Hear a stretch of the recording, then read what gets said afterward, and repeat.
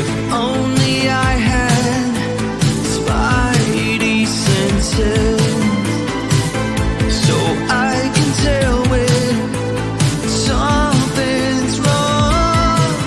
Oh, and I'm set to protect this heart from breaking into pieces. Where's my hammer? Where's the shield? All the strength to carry the weight of the world. Fly high into the sky. I'll catch you if you fall. I'll catch you if you fall. Fly high into the sky. I'll catch you if you fall. I'll catch you if you fall.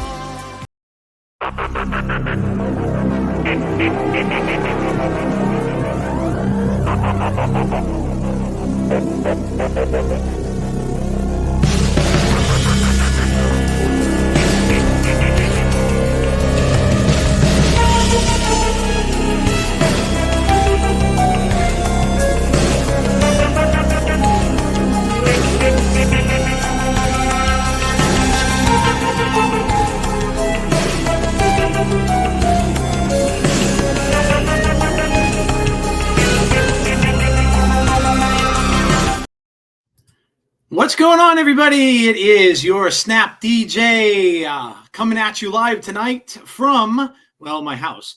Welcome in, and I have very special guests with me tonight.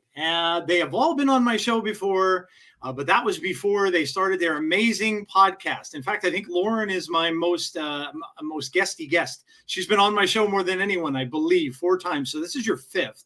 But welcome to you all. They are the cast of the Snap on This podcast. It is Lauren, it is Rie, and it is Ben.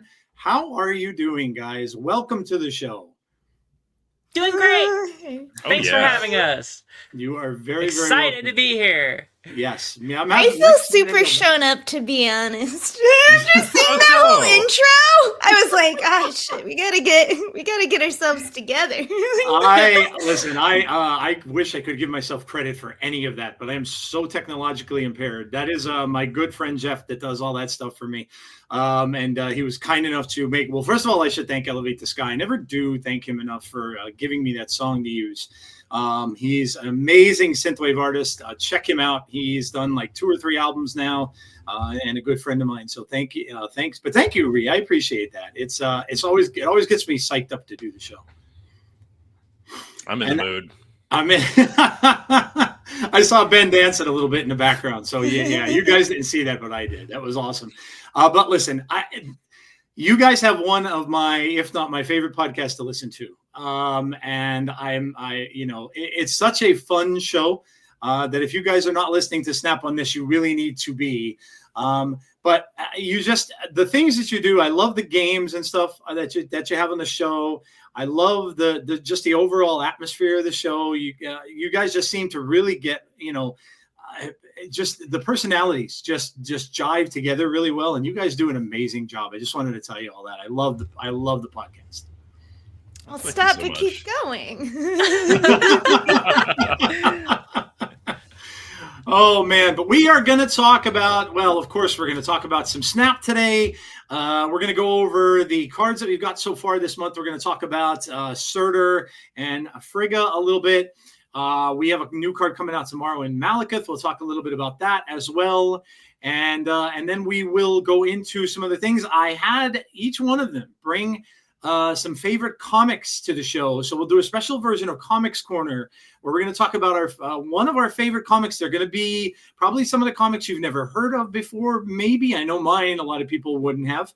And some of you may have. So we'll have that a little bit later on. And then also, which I'm super excited for, is Rie brought along the game of ZABOO. If you did not listen to that episode, it is basically Taboo for Marvel Snap, and I get to partake, which I am really, really happy about. So that is going to be a lot of fun. So before we go anywhere, let me have everyone introduce themselves. I know you guys all know who they are, but I'm just going to have them go through it and tell everybody where you can find them besides their Snap on This podcast. So I will start top to bottom. Lauren, you are first. What is up, Lauren?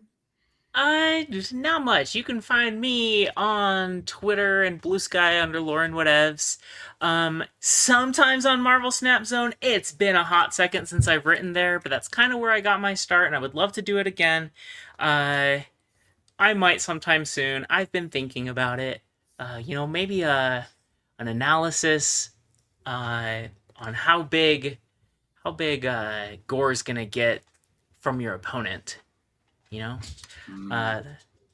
That's a top of mind right now. I've been thinking of a few others. Anyway, it's been a couple months. What else? The podcast, like you said, that's the main thing right now. Yeah, and you were just on Glazer's podcast, actually, with Glenn, yes? Yeah, I just did Glazer's podcast and How Can She Snap? I have been making the rounds. You have been making the rounds. Lauren is also responsible for those really cool splits that you guys are now able to get too, by the way.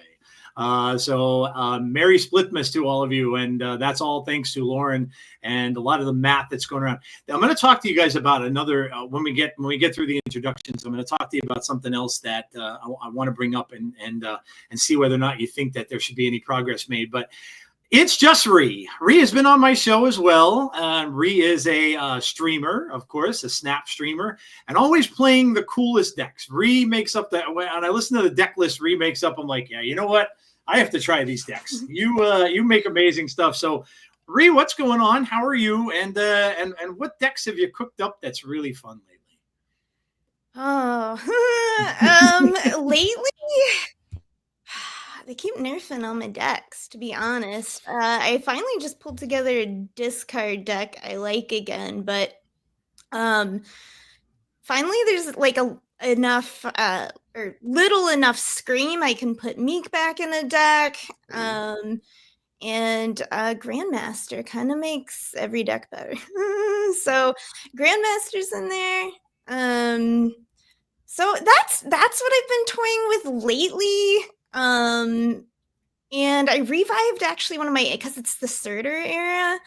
I found my old small squad deck, it's a small ongoing deck with like Goose and Mystique. And sometimes Nico gives you a third Goose that way, and then you can Goose all 3 lanes. And that's really fun to do in the current era. So I was having some fun with that. Also, like US Agent, right? Yep. And Dazzler. And I had Captain America in it before, but because of the current meta, I put Mobius in instead. So that's what I've been messing around with lately. Okay. Yeah. All right. And then, of course, we have Benjamin Roller, the king of the Surfer deck, and any way you could possibly want to play it. Ben and I met actually through the tournament. We played each other in the tournament way back when. I think it was the first season that they were doing that tournament. So welcome, Ben. And I learned with the podcast that they just had that Ben has a tremendous singing voice. Singing the Agatha song. So go again. This is all a way to go check that, a reason to go check out that podcast. So, but yes, very, very good rendition of the Witches Road song from Ben on the last podcast. So, Ben, how you doing, man? How are things going with you so far for the month? I know we're only a week in. Oh, it's true. It's early days. Yes. I've been having some fun. I've been playing a little bit of ladder. I haven't been like aggressively climbing or anything, so I'm just in the mid 90s doing my thing. Right now I'm playing a lot of discard. It feels pretty strong into the meta at the moment. I'm doing, actually the specific list can be found on the socials for, I guess I can be found sometimes on Twitter. I'm not sure I'm going to stick around there, but you can definitely find me on Blue Sky or every once in a while on Twitch. Benjamin_Roller on Twitch and Benjamin Roller no _ on Blue Sky. But yeah, the deck I have been playing is one of my decks in the square for the podcast. I like to post a silly square with usually some kind of humorous content and a deck list in it or something. I don't know. It's humorous to me anyway. Point is, Rie's right. Grandmaster and discard is a lot of fun right now. Just killing 2 things on turn 5 with Gambit, toss scoring around out of your hand a couple extra times there. I've been having so much fun with discard since scoring hit the scene. I can't always predict like which new cards in a season are really gonna capture my imagination or creativity or whatever, but yeah, I really love scoring, and I recommend giving that deck a try if you can find it. It's called Scorn Master. Track it down. There you Oh, go. I need to see your version. We're so united in this, Ben. Scorn is like the best thing that's happened to Discard in a long time. Oh, it's just such a fun card. And I mean that offensively to Corvus Glaive, by the way. Oh, yeah. For all the many Corvus, times he's get outta discarded the here. cards I did not want him to. See, that's the thing. Like when I said you can never like predict which cards are like gonna capture your imagination or whatever, I really thought I was gonna be a Corvus Glaive gamer, but I am not a Corvus Glaive gamer. I don't like ramping. It's just not my cup of tea. But I left yeah. Corvus Glaive on base, and like for me, that's like what I call like leaving a card on red. It's like I don't upgrade them. It's like no, you're on base. You can earn that. You never did. Not even Okay. green, completely unupgraded.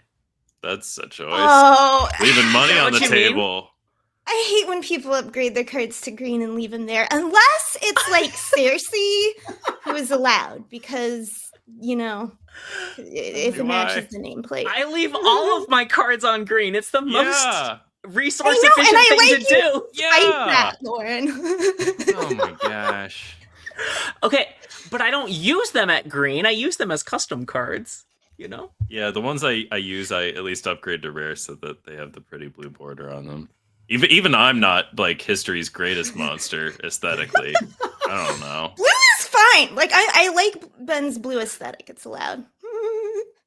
It's I've been But playing yeah, this if I don't Yeah, use the it's card, just- I do leave it at green. I leave all the others at green.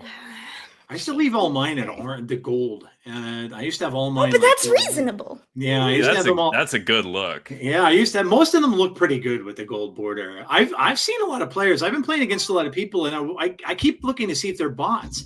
But a lot of people are leaving them on gray.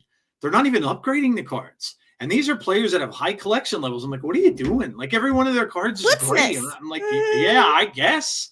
I don't know what it is. It's more efficient to upgrade your cards that you already have chances of gold. That's why I'm sad. Yeah. I haven't upgraded a lot of cards because I'm like, no, I should upgrade the cards where I have the best chances to get inks and golds. Well, my credits are good for that. Yeah, I wonder if it's green hate, because I've noticed that too, Joe, where there's just like a surprising amount of gray border cards being Yeah. played by players. I'm like, they'll have 1 or 2 cards in their whole deck that's not. And I'm like, Yep. is this just the only card you split? I don't know. Okay, Yeah. to be honest, I thought everyone left their cards on gray until they could upgrade them to a decent looking border, out of respect for the card.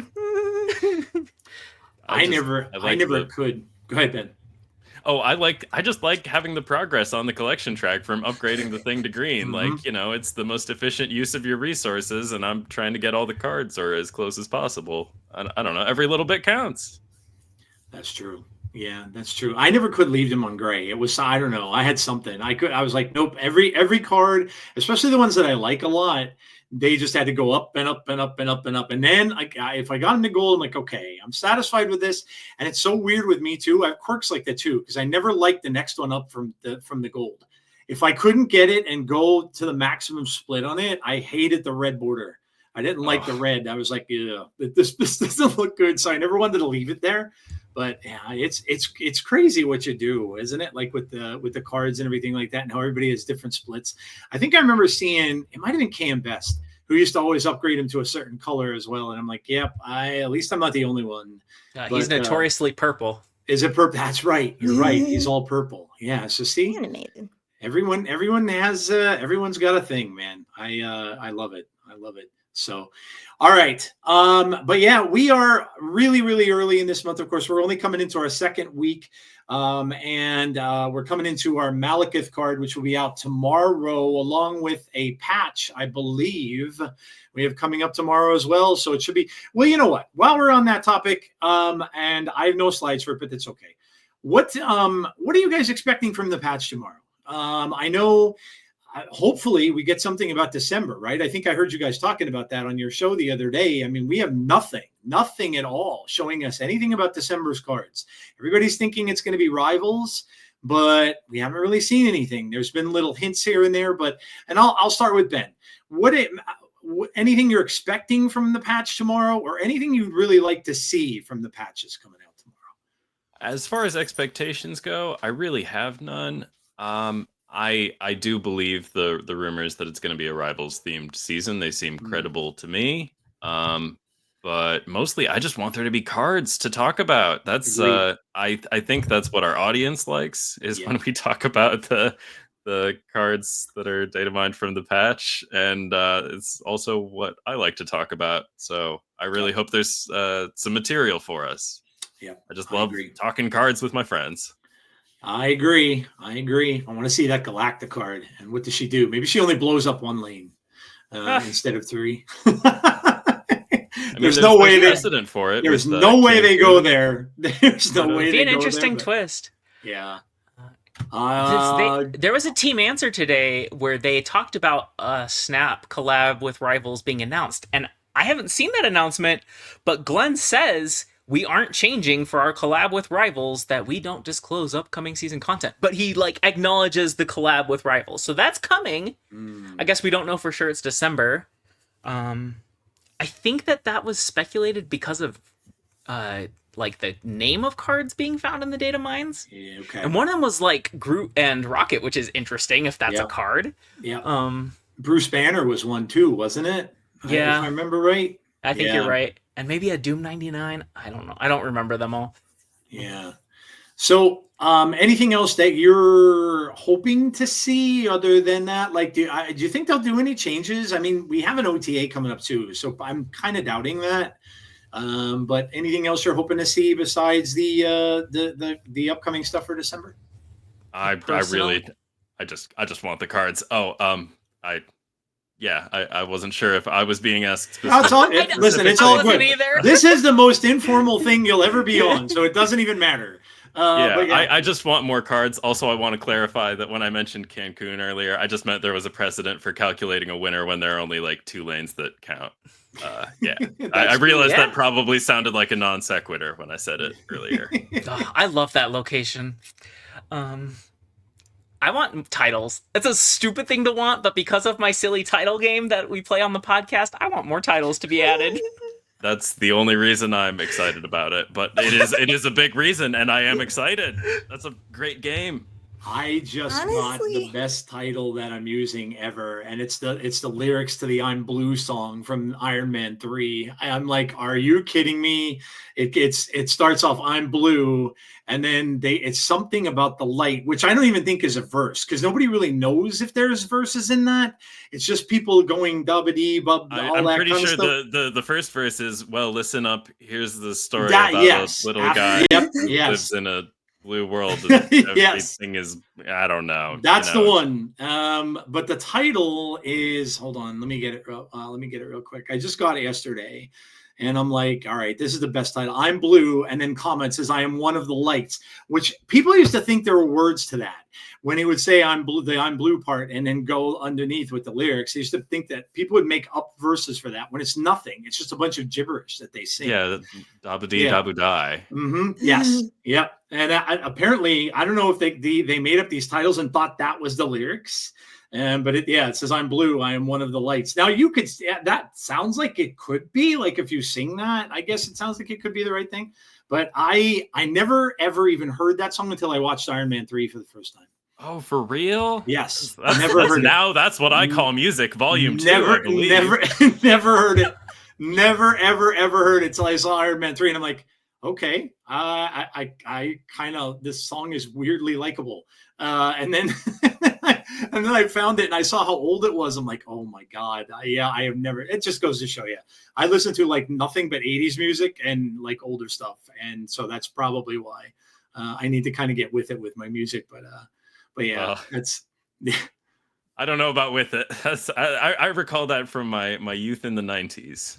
Yes. Well, that makes sense. That makes sense. I must have. I think I just denied all the '90s stuff after the '80s stuff and just skipped over the '90s and went right on to like grunge in the 2000s or like the darker metal stuff. But yeah. So Rie, what are you hoping to see from tomorrow's patch, if anything? I'm honestly just expecting disappointment. Like, I feel like we've had a Fair lot enough. of that because, like, but like if you think about months ago, we'd all be like patch day, Yes, patch day. that's You know what true. I mean? Like everybody would be out. I mean, Twitter's been bad for a long time, but like, you know, everyone would be out like happy patch day, and everyone would be all hype and a drop, and it's like variants, like cards, something for everybody, you know. And like now it's like sometimes like I don't know, I guess it wasn't much of a bad, you know, you go to the data mine page. The last few have been so light. That's It's true. like here's Yeah. some text we stripped that may give a clue to the new game mode, and here's probably how that will be monetized. Like that's the patch. Yeah. So I don't know. Yeah, I guess what I would hope for would be like, you know, a big fat juicy patch, and what I'm expecting is disappointment. To be honest. I think we'll see the art for the new cards, but I think they're really trying to hold as much as they can back as possible. But as far as I know, they're still limited on like assets, like animations and card art. That has to come in through a patch, not an OTA. So I think we might get like the December cards, the art for them, but not necessarily the text for their abilities. That'll be interesting.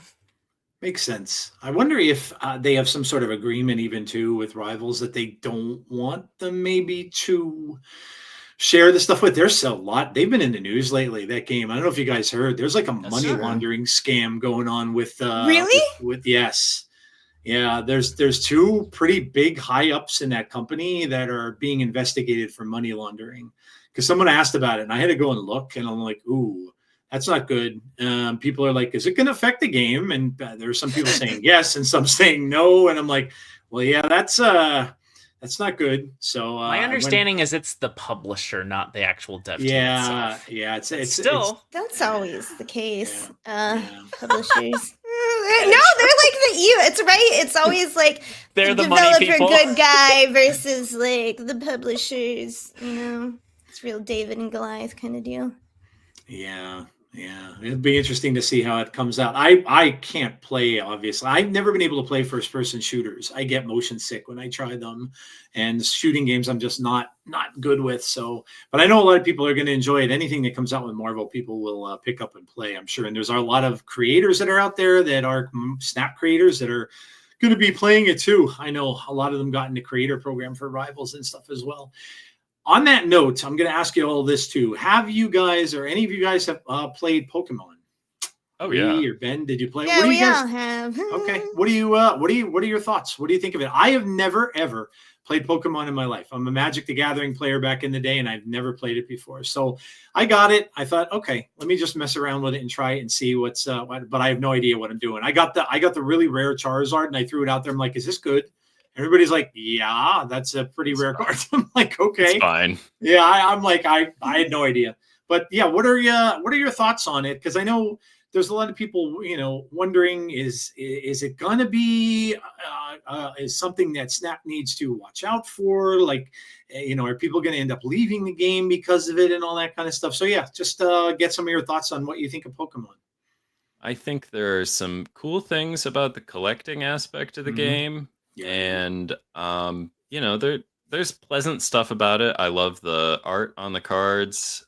The gameplay I find to be fairly shallow, and that's as a person who has played the Pokemon trading card game in the past. Like that's where I started my whole card game everything. But there are like not very many viable decks, and there's not. I don't know. I find the menus, like the UI stuff, to be painfully slow to use. It's very frustrating trying to open packs, build decks, play matches. Just I find the whole thing to be not a smooth process. So I will be very surprised if Pokemon TCG Pocket becomes the card game to beat.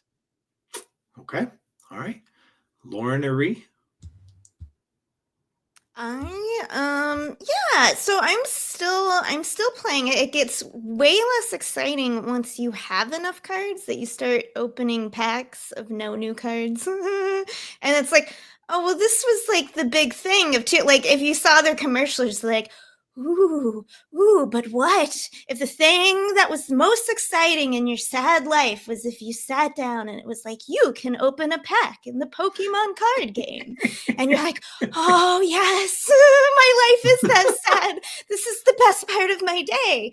And then you clicked it, and in the ads, it's just like, boom, beautiful cards, new cards, all these cards, and it's like that's maybe the experience. I mean, they hype it up a little, so it's more like, oh yay, than like life changing. But like, but then yeah, eventually you get enough cards, but they got to pull it back, right? Then once you be like complete, so you just suddenly start getting all the same cards over and over and over, and you're like, oh well, well, why did you hook me on this? Is the highlight of my day, and then a couple days later, just take that part away. But I have only played it. I haven't played any humans in the game. I don't think I would enjoy that in this game. As someone who's played a lot of card games, mostly physical, real life card games.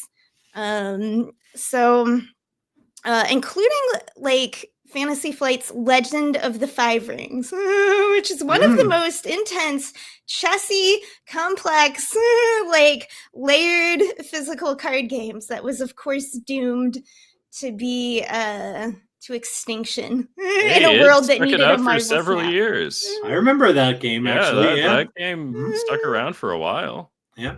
I mean, but in the lifetime of games, right? It didn't outlast the like Game of Thrones card game.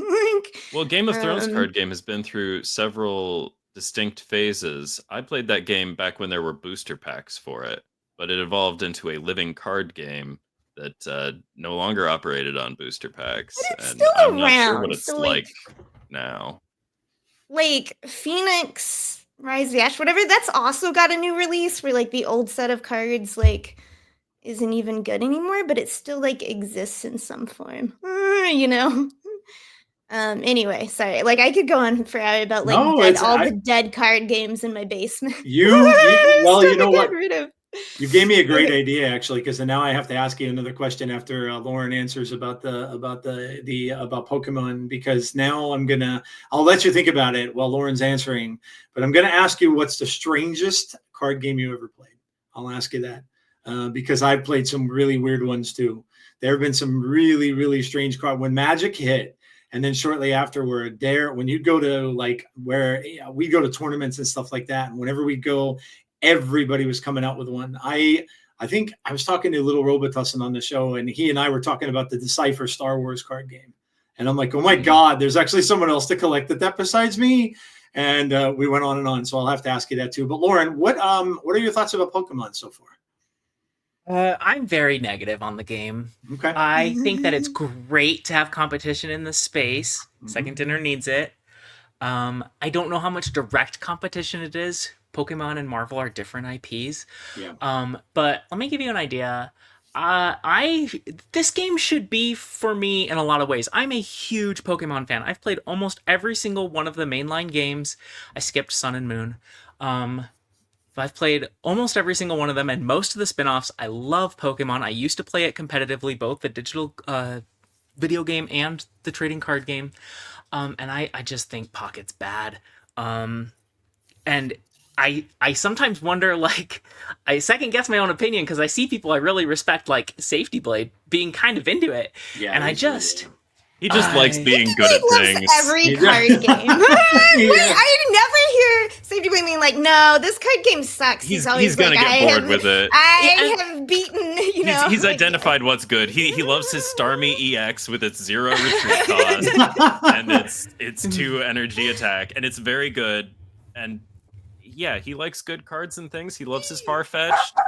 you know, like he's gonna get bored. There's no meat on that bone. I'm hopeful that expansions add a lot of content to the game. Of course, Remy would start barking when it's my turn. Oh, it's all good. We love dogs, dude. I have had so many games that boil down to a coin flip. And I'm like, if that's what we're doing, why aren't we just playing heads I win, tails I lose? Like, we might as well be playing that if that's what's deciding the games. They just don't feel very deep to me. Maybe I'm playing the wrong decks. I don't know. I've tried a bunch of them, both meta and off meta. 3 decks. It's an outrageously shallow game. I agree with Rie that once you've done most of the collecting gets a lot less exciting. It's still fun, and it takes a few seconds to pop in every day, get my 2 or 3 booster packs, and be done for the day.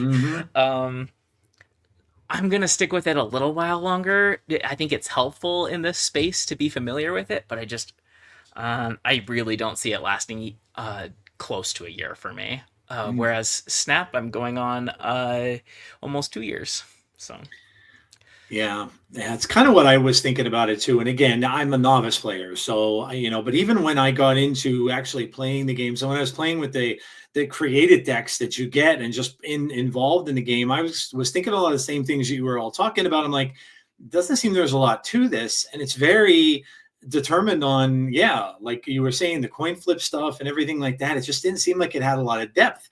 And I was trying to talk about that I was talking about it on the pod last week, and a lot of people, of course, on Twitter were coming out and like, well, what do you mean you don't like it? Why don't you like it? It's a good game. And I'm like, well, wait a minute. Are you defending it because you're upset with Snap, or are you defending it because you really like it? And they really didn't have an answer for me. But I the collectible part of it, and I think Ben was alluding to this, the collectible part of it's fantastic. But I think what it shows is if Snap would come out with something with packs, I think it would be awesome. I don't know if it'll ever happen, though, because we don't get enough cards. And that's the thing. You already have a set of how many cards in Pokemon, and Snap is just a card or so here, and a card a week. So I don't know if that could ever happen, but I like the pack opening stuff. That's kind of cool. I like the collection part of it, but yeah, I can't. The gameplay just does nothing for me. And again, one more thing on the gameplay. Yeah, go ahead. Just briefly mention this. Speaking of like the coin flip nature of the game, you are massively disadvantaged if you end up going first. You can't attach an energy on the first turn. You can't attack on the first turn. So going second is like effectively going first in every way that matters. Like the first player's first turn is a complete joke. And yeah, if you go second, you're way more likely to win. On the flip side, if you go first and you use Misty, which is a card that lets you attach That's energy, true. That is the one exception. Yep. Misty is absolutely then broken. Coin flips once again determine the game, and it's just boring. Bonkers. Yeah, it's so... Yeah. Okay, sorry for interrupting, but yeah, No, I realized none of us had touched on the who goes first or second thing, and that is... Yeah, if you go first, It's and have very Misty, it's obvious fine. Otherwise, immediately. yikes. Yeah, you're always like, please second, please. It took me so long too because they don't really explain the rules. I'm just like, oh, why does this suck? Why can't I do anything? I'm like, oh, yeah. What was weird to me as a new player, and I commented that I was a new player. I said, yeah, I've never played this game before.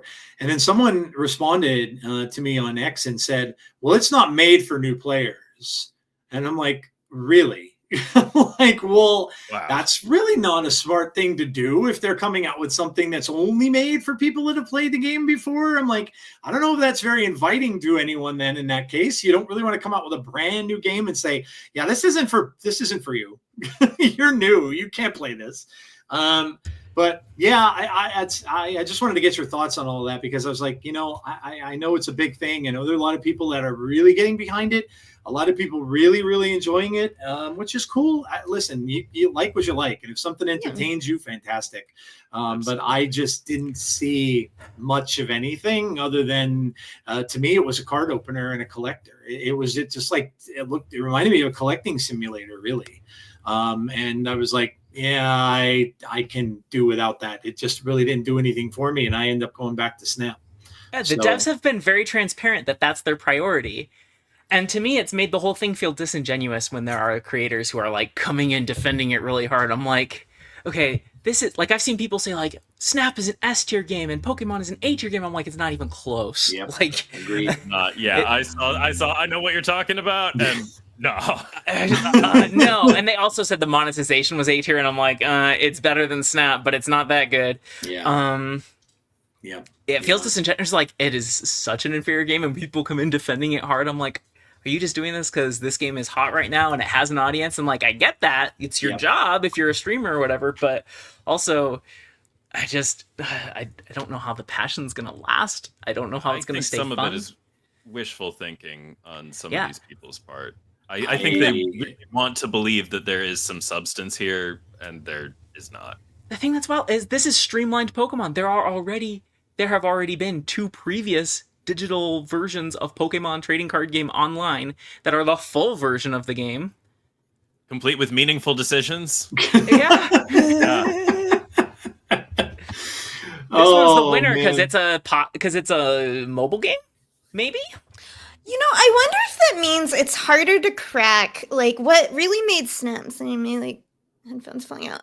What really made Snap so good was how fat, like the depth with how, which honestly, right, comes from the locations and the speed, like the simultaneous turns, right? That really made it like the digital card game. And we had DC Dual Force that couldn't quite crack that.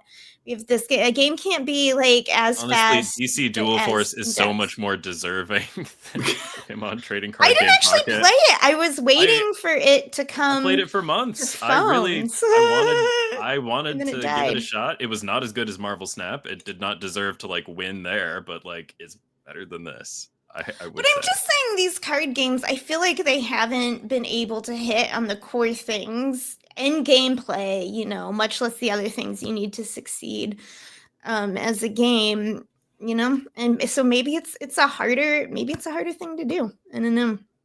I haven't tried personally. All right, so before we go off the other card game thing, now I got to ask you all, strangest card game you've ever played.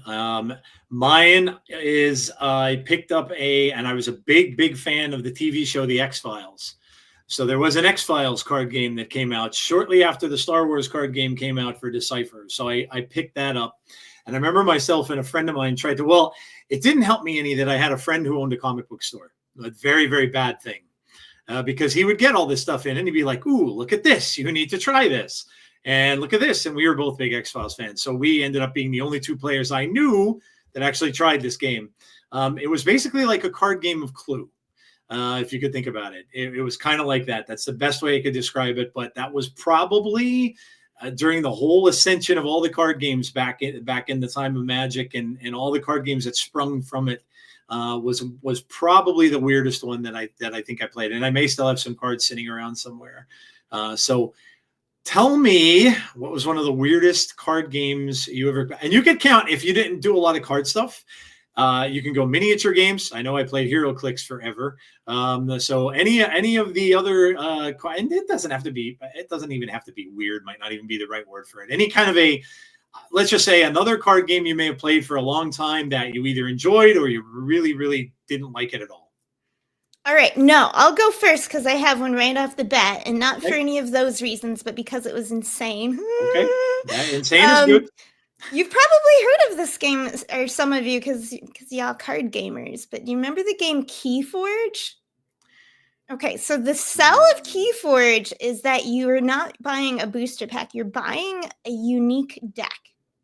Every deck that they sell is guaranteed to be unique based on the algorithm. So they're printing out all those unique decks. So we were like buying those up. You'd play the games, like the decks that had like some of the rare cards. I think they were like the 4 Horsemen was a big deal. You could resell those decks for a lot. They had identifiers on the deck so you know the deck all belonged together because every deck was unique. You weren't allowed to mix cards. And it took off like crazy. I was part of the craze, like going to game stores, trying to buy decks that were selling out. When was stuff. This? It had to be 90s. Pre-pandemic. Oh, No. was it 2000s? Okay. All right. I was a child in the 90s. Okay. See, I'm old like that. Yeah. Okay. the pandemic, but like it can't be more than a decade ago, right? I don't know. Time keeps going faster. But that's was this, and here's the thing though, what happened. So I quit playing after a while. I still have a couple decks. If I'd planned in advance, I would have dug it out of the basement and brought it up. The whole idea of the game was you were trying to win 3 keys, and I like painted out some actual keys to like, I blinged out like my stuff. But and yeah, so decks were, they were supposed to be somehow kind of balanced to be even. But what happened after I left is like, I am not current because once again, I would have researched this if I knew I was going to talk about it. All good. They somehow like lost the algorithm and they stopped being able to print like unique decks and new decks. And it's like the whole game kind of got ruined. And I think they're still out there being like, we're gonna fix it. And it's gonna get going again, but it was this weird, mad card game craze that was Really? Something to witness. Yeah. Interesting. Okay, I'll have to look that up. I never heard of that one. Ben or Lauren? I could think. I mean, I played all the weird card games. I think the one that first came to mind when you said weird was the Battlestar Galactica trading card game. There was a Battlestar Galactica trading card? Oh, yeah, my. I'm not sure I ever that? actually even played a game of it, but I did purchase a bunch of, like, I purchased a box of boosters for like $10 at Wizard World Chicago. Oh, my God. Where I was playing in HeroClix tournaments and stuff. I went a couple years. One of the... anywho, point is, the weird thing about the Battlestar Galactica cards is that they've all got the corners cut off of them.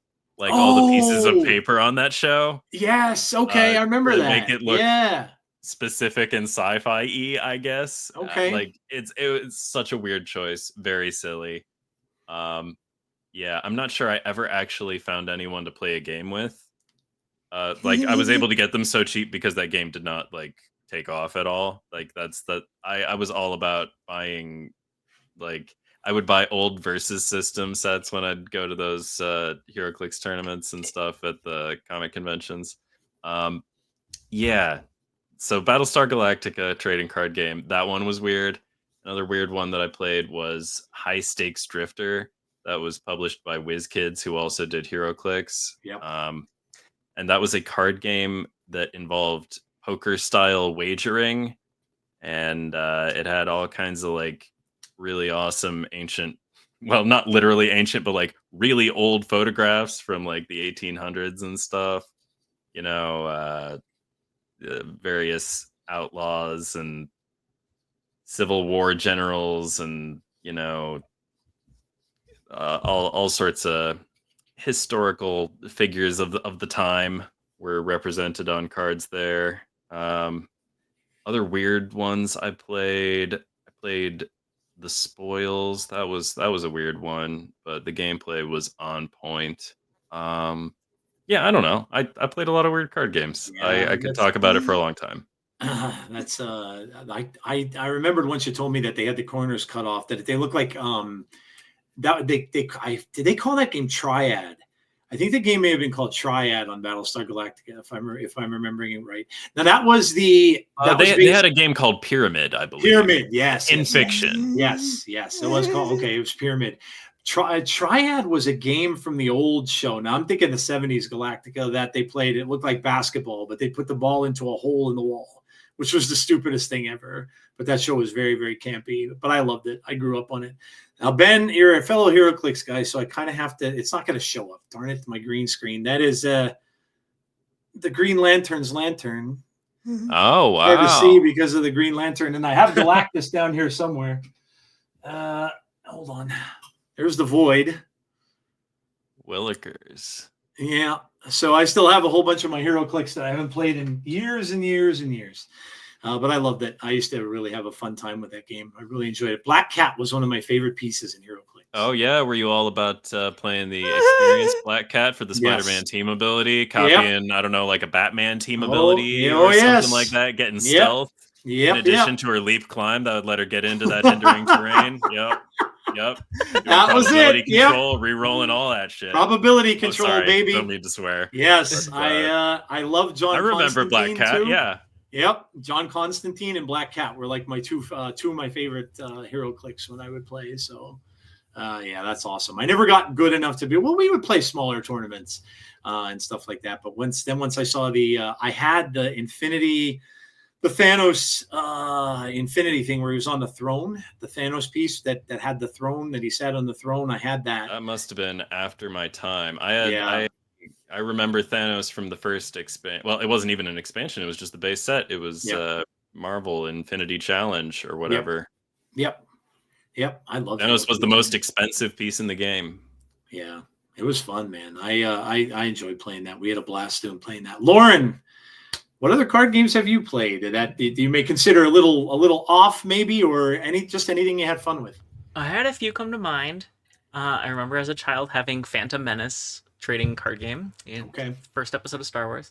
I don't know that I ever played it. I was really into Pokemon, as previously stated, and my father has worked for Japanese companies throughout my entire life. And so he'll do business trips over there, and there were several times he tried to bring me Pokemon stuff, and it was not official. It was not real Pokemon, and I'd be like, thanks, Dad! Like, I knew you tried, but bless your heart, these aren't Pokemon. So getting these, like, the pirated Pokemon cards, it was kind of funny.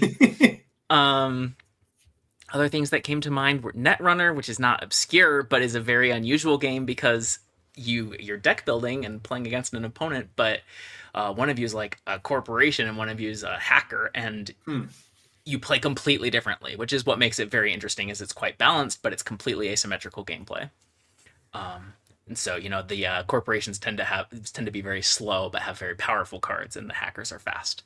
And then the last one that came to mind as just not a trading card game, but as one of my favorite card games ever is Love Letter, which is perhaps one of the most elegant games I've ever played. Oh yeah. You play the entire game with 16 cards, and it's a lot of fun for 16 cards. Great game. They also have a million versions of that game. Like, That's whatever true. flavor of that game you want has an edition for it. Yeah. I've never heard It's of it. I'll have to stacking look that up. stuffer. It's a great set. It's like a $15 game, right? It's very cheap, and it's a whole game for 16 cards that's easy to teach. It's got to be one of the best, like, bang for your bucks tabletop games. That's I haven't awesome. played I'll in have a to look long that up. time. I've never heard of it. I'll have to check it out. Very cool. All right. Well, the show is about Snap. We will get to it now, I guess. All right. So, yes, we are part of a podcast group. I should have said this at the beginning, but this is, we're in a podcast network. It's a Snap Judgements network, along with the Snap on This crew, which is right to your left or below me here. Myself, I am there. Of course, we have Snap Judgements with Glazer and Roy, who do an awesome job. They are on every Saturday. Snap on This is on Friday. Myself is usually Tuesdays. And then, of course, we have How Can She Snap, The Kid, and No Big Deal. All amazing podcasts, so go and check them all out. And then we are going to talk about the week's cards. So let's start with Surtur.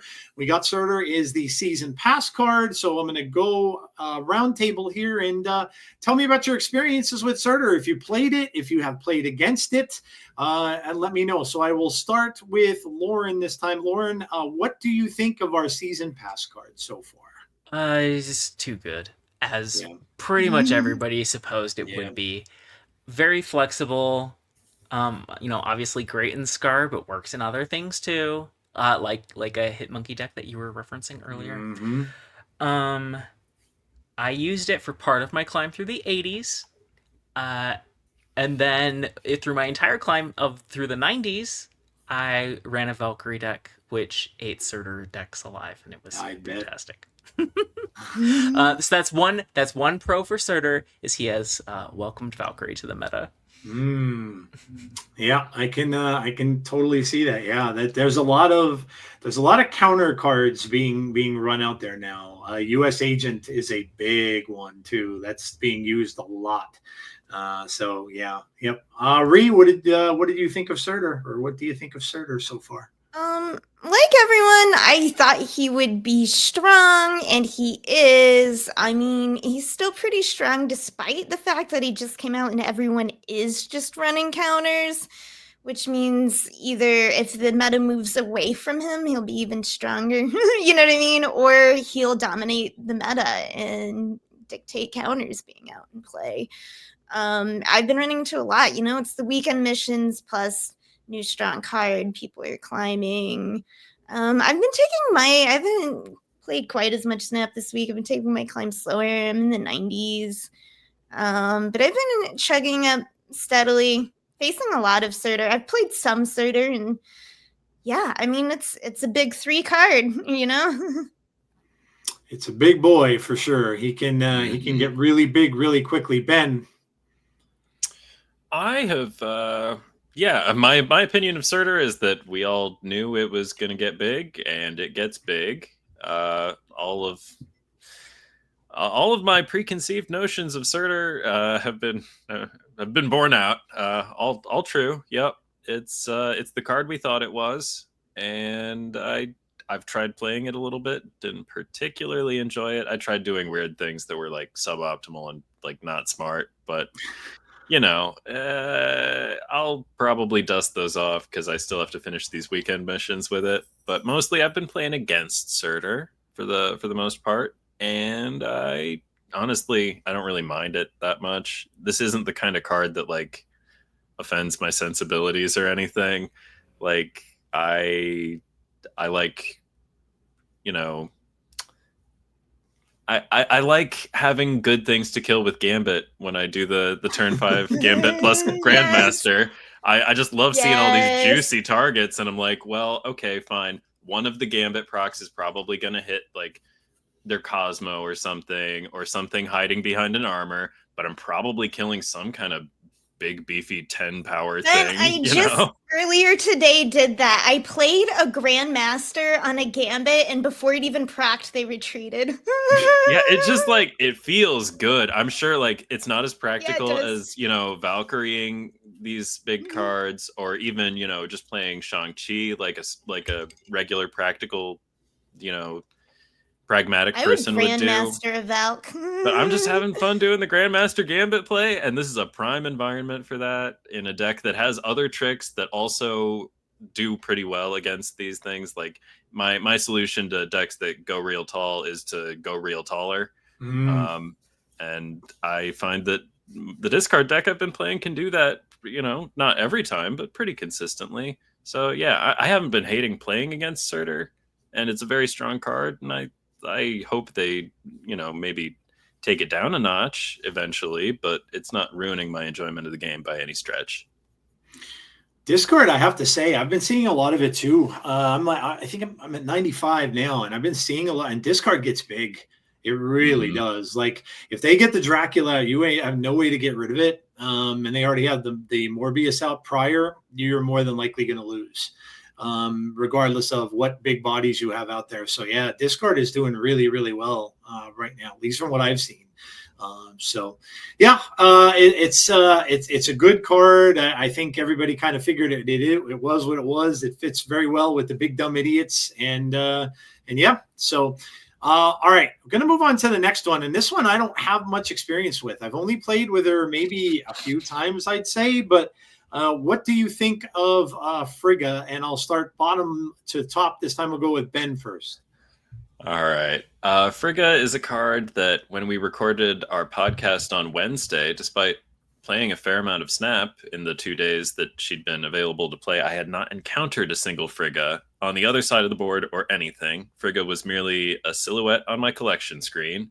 I have since started running into some Friggas. The most effective home I've seen has been in like move decks. You're hoping to clone up a gigantic dagger or Human Torch or something, that is the most recent card you've played through like Iron Fist, Aranya, and Madam Web, somehow giving it 3 procs. It's still the most recent thing. Yeah, I think this card is completely inessential. It does seem to have some cute opportunities that it offers. I've said multiple times on the podcast, I would give it a second look if it were a 3/5, but it's a 3/3, and I don't think that's the correct size to achieve widespread usage, I guess is what I would say. But Okay. you know, if it looks like fun to you, pick it up and try some things. Yeah, I've tried Make some Shuri. moves. I've tried Shuri Kitty with it for a little while, and thinking that okay, you get the Shuri up really, really big. You copy it with friggin'. You have two really, really big kitties that you could play in, but it does okay. But I don't know if the regular deck doesn't run better without her. But yeah, no, I agree. We'll go to Lauren next. Lauren, what do you think of Frigga so far? Okay.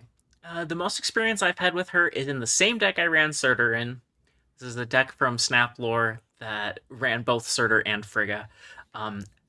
Very fun deck. It's a pixie deck. And every now and then, you get a Frigga, a highly discounted Scar, or a highly discounted Sasquatch. And those are great, but yeah, she seems pretty mediocre. And I think these stats, I think they were way too cautious with these stats. I don't get them. Like, she should be a 2-cost or 3/4, maybe even a 3/5. Yep. Yeah. This is probably busted at 2, though. Would she be? Yeah. I kind of feel like 2 is where she immediately find a combo that breaks her. It's so much easier to then play so much her like later. less unwieldy at 2. What is that? Like, on 5, you do Surfer Frigga? Yeah, that's exactly it. Okay. That's it. And like that's just Surfer. There's so many other like you know what I mean? Where it's like, yup, you just want to do your key combo piece again. That's what I think. I think she's busted at 2, but like but then she's broken at 3, and they're just like, we don't know what to do about that. I've seen her being used in a destroy deck, which is crazy. I played against 2 destroy decks today, and she was in both destroy decks for Venoms. Yeah, a big Venom or a cheap death. Yep. Also, it's the weekend mission, so it could also be that people playing their preferred style of deck with her in it. Yeah, that's true. That's true. And I don't have a slide, but we'll talk about Malekith. Obviously, Malekith comes out tomorrow. I know you guys have already ranked the cards and stuff on your podcast, but have any of your thoughts changed up till now about Malekith coming out tomorrow? And I'll start with Rie this time. Oh man. So yeah, no, the arc of Malekith for me has been like, I was initially hype, and I think Ben both like talked me out of it and then back into it at different points in our podcast. And I was like, no, Malekith's gonna be awkward and hard to build around. And then now kind of the thought is he's like kind of free energy in the form of the lower cards that you get to pick out. And, so it seems like he's going to be more flexible than I thought. I love any 4 now because it goes with ZABOO, who I find really fun to play. So I'm definitely opening. I already was because I don't have Valentina, but I think he'll be a pretty decent card. Okay. All right. Ben. Yeah, I still have pretty high expectations of Malekith.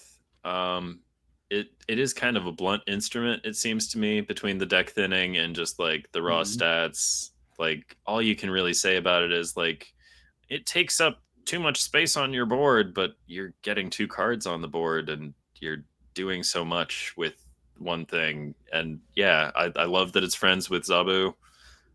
We're pretty high on new ZABOO over on Snap on this. It's not a universally shared opinion. But that's my take, is that new ZABOO owns bones and totally wrecks, and you should be playing the little kitty. Yeah. But yeah, do it with Malekith or don't do it with Malekith, because I don't know if you want to be yanking out new ZABOO with Malekith. So I'm not sure that Malekith is in fact a new ZABOO card, but maybe. I don't know. I can see it either way. Arguments could be made. It depends what the rest of the deck is up to. So I won't disbelieve it till I don't see it, I guess, is sort of where I am on that particular combination, but very high on the card in general. I think it looks good, and I encourage you to do cool stuff with it. I'm probably going to try Quicksilver, Domino, Wiccan, that kind of thing. I articulated something like that on the podcast, and I still think that sounds promising. That way you can guarantee that you're pulling out quality 3-drops, and that's just one idea. I think it's just, as I said, just brute force of a card. You're not going to be complaining about thinning out your deck and getting extra energy and stuff. That's very true. Yeah, deck thinning is a good thing. See America Chavez. Lauren. This was my number 1 card of the season. At this point, that might be slightly future-facing, like number 1 card after the inevitable Surtur nerf. Surtur nerf, yeah. This is certainly a more interesting card than Surtur, at least for my tastes. It was confirmed somewhat recently that you will be able to see what the face down card is. The player will, would have been not your so opponent. weird if you couldn't. Yeah, I agree, but it's nice to have it confirmed now. I think there are some really cool things you can do with it. Some of it is just like, brute force. Like, there's a few cards you have to avoid, but there are some things that will work really well. Say a Maximus or a Gladiator, that will just be like generically good. And then also, I think there's going to be quite a few ways to build a deck that, like, very specifically takes advantage of it. Like, say, I think an Ajax deck really likes this, because what are you pulling out? Hazmat or Luke Cage, both of which you're fine being exposed at the end of the game, or revealed. That's a better word to use, at the end of the game, and keeping secret until then, and and pulling it out of your deck if it's a little lower in there. And I just and even if you don't have those cards, your opponent doesn't know that, and I would surely retreat if I thought on that Luke Cage was coming up. Yeah. The other thought I had with that deck just today was, if Mystique's in there also, if she's your card there, then you just make sure Ajax is the last thing you play. Ta-da! You have 2-8. You're gonna play Ajax on 5 or on 6 instead of on 5. If you're gonna go for the double. I don't have Ajax. I don't know why I skipped that card, because he's just a big dumb stat stick. That's why I skipped him. But I really like Affliction, so I probably shouldn't have skipped him. Yeah. I've been playing some Ajax earlier today, and it works. It works really well. The particular deck has Scorpion in it. You play the Scorpion on turn 2, and there goes your Surtur deck for the most part. Surtur isn't growing because all your cards are under 10. Scorp and Cassandra Nova, both great Surtur counters. Yep. And with all the RSM I was playing, I'm like, Cassandra's going to kind of wreck this. So I was, I was enjoying that deck. I kind of like it anyway. It's a pretty fun deck to play. But that Malekith would be a really good card in that too. All right, very cool. So that is what we got so far. And make sure to, of course, listen to Snap on this for all their ratings on their cards for this coming month. And so we will move on here, and we're going to go to all through this stuff here really quickly. There's Surtur in the comic books. And a really old picture of Surtur, who he doesn't even look like there. You can't even really tell that's him, although he does have the flame underwear on. You can see those. So. All right. That's Frigga, by the way, which is awesome from the comic books. That Frigga's sick. It is. I want that variant. With the bloody sword. Let's get that look going. Yeah, right. With a big blood. She looks like she's a sword from Final Fantasy. Yeah, it's very, very. Yeah, it looks like the Buster sword. Yeah, it does. It does. I was shocked that this was her. I was like, oh man, she's even got an asymmetrical pauldron going on. It's very Cloud. It really, you're right. Yeah. All the belts and everything like that too, and the bandages. Yep. Character design by Tetsuya Nomura. It is very Cloud. You are correct. There's the old Journey into Mystery cover for that is Frigga's first appearance in a comic book. There she is in green up in the corner, right up there, with talking to Thor. And there she is sitting with Odin. So this one I liked. This made me chuckle. I had this on my podcast last week. And this is a newer book. I'm not sure which one it is, but Odin, it takes time to rise, wife. And then you see, so you have often said. I'm like, nice. That's very good. All right. We're going to do a special episode of Comics Corner. And I'm going to start with Ben. This is Ben's pick for comics. So each one of, so Ben, Rie, and Lauren all picked out a comic book. And we're each going to talk about the picks that we have. So I'm going to start with Ben. Ben, Ultimate Spider-Man. I absolutely love this book. I collected this since the first one came out, day one. It was a completely different take on Spider-Man. The artwork was a little bit different, and they kind of went back and redid the origin. And I'm going to let you talk a lot about it, but you might say that a lot of the stuff in the MCU is even based a little more on this comic book than the old Spider-Man is. The younger Aunt May, for one, and just all of the other stuff that they have. So what, when did you start collecting Ultimate Spider-Man, and what makes it your choice of book today?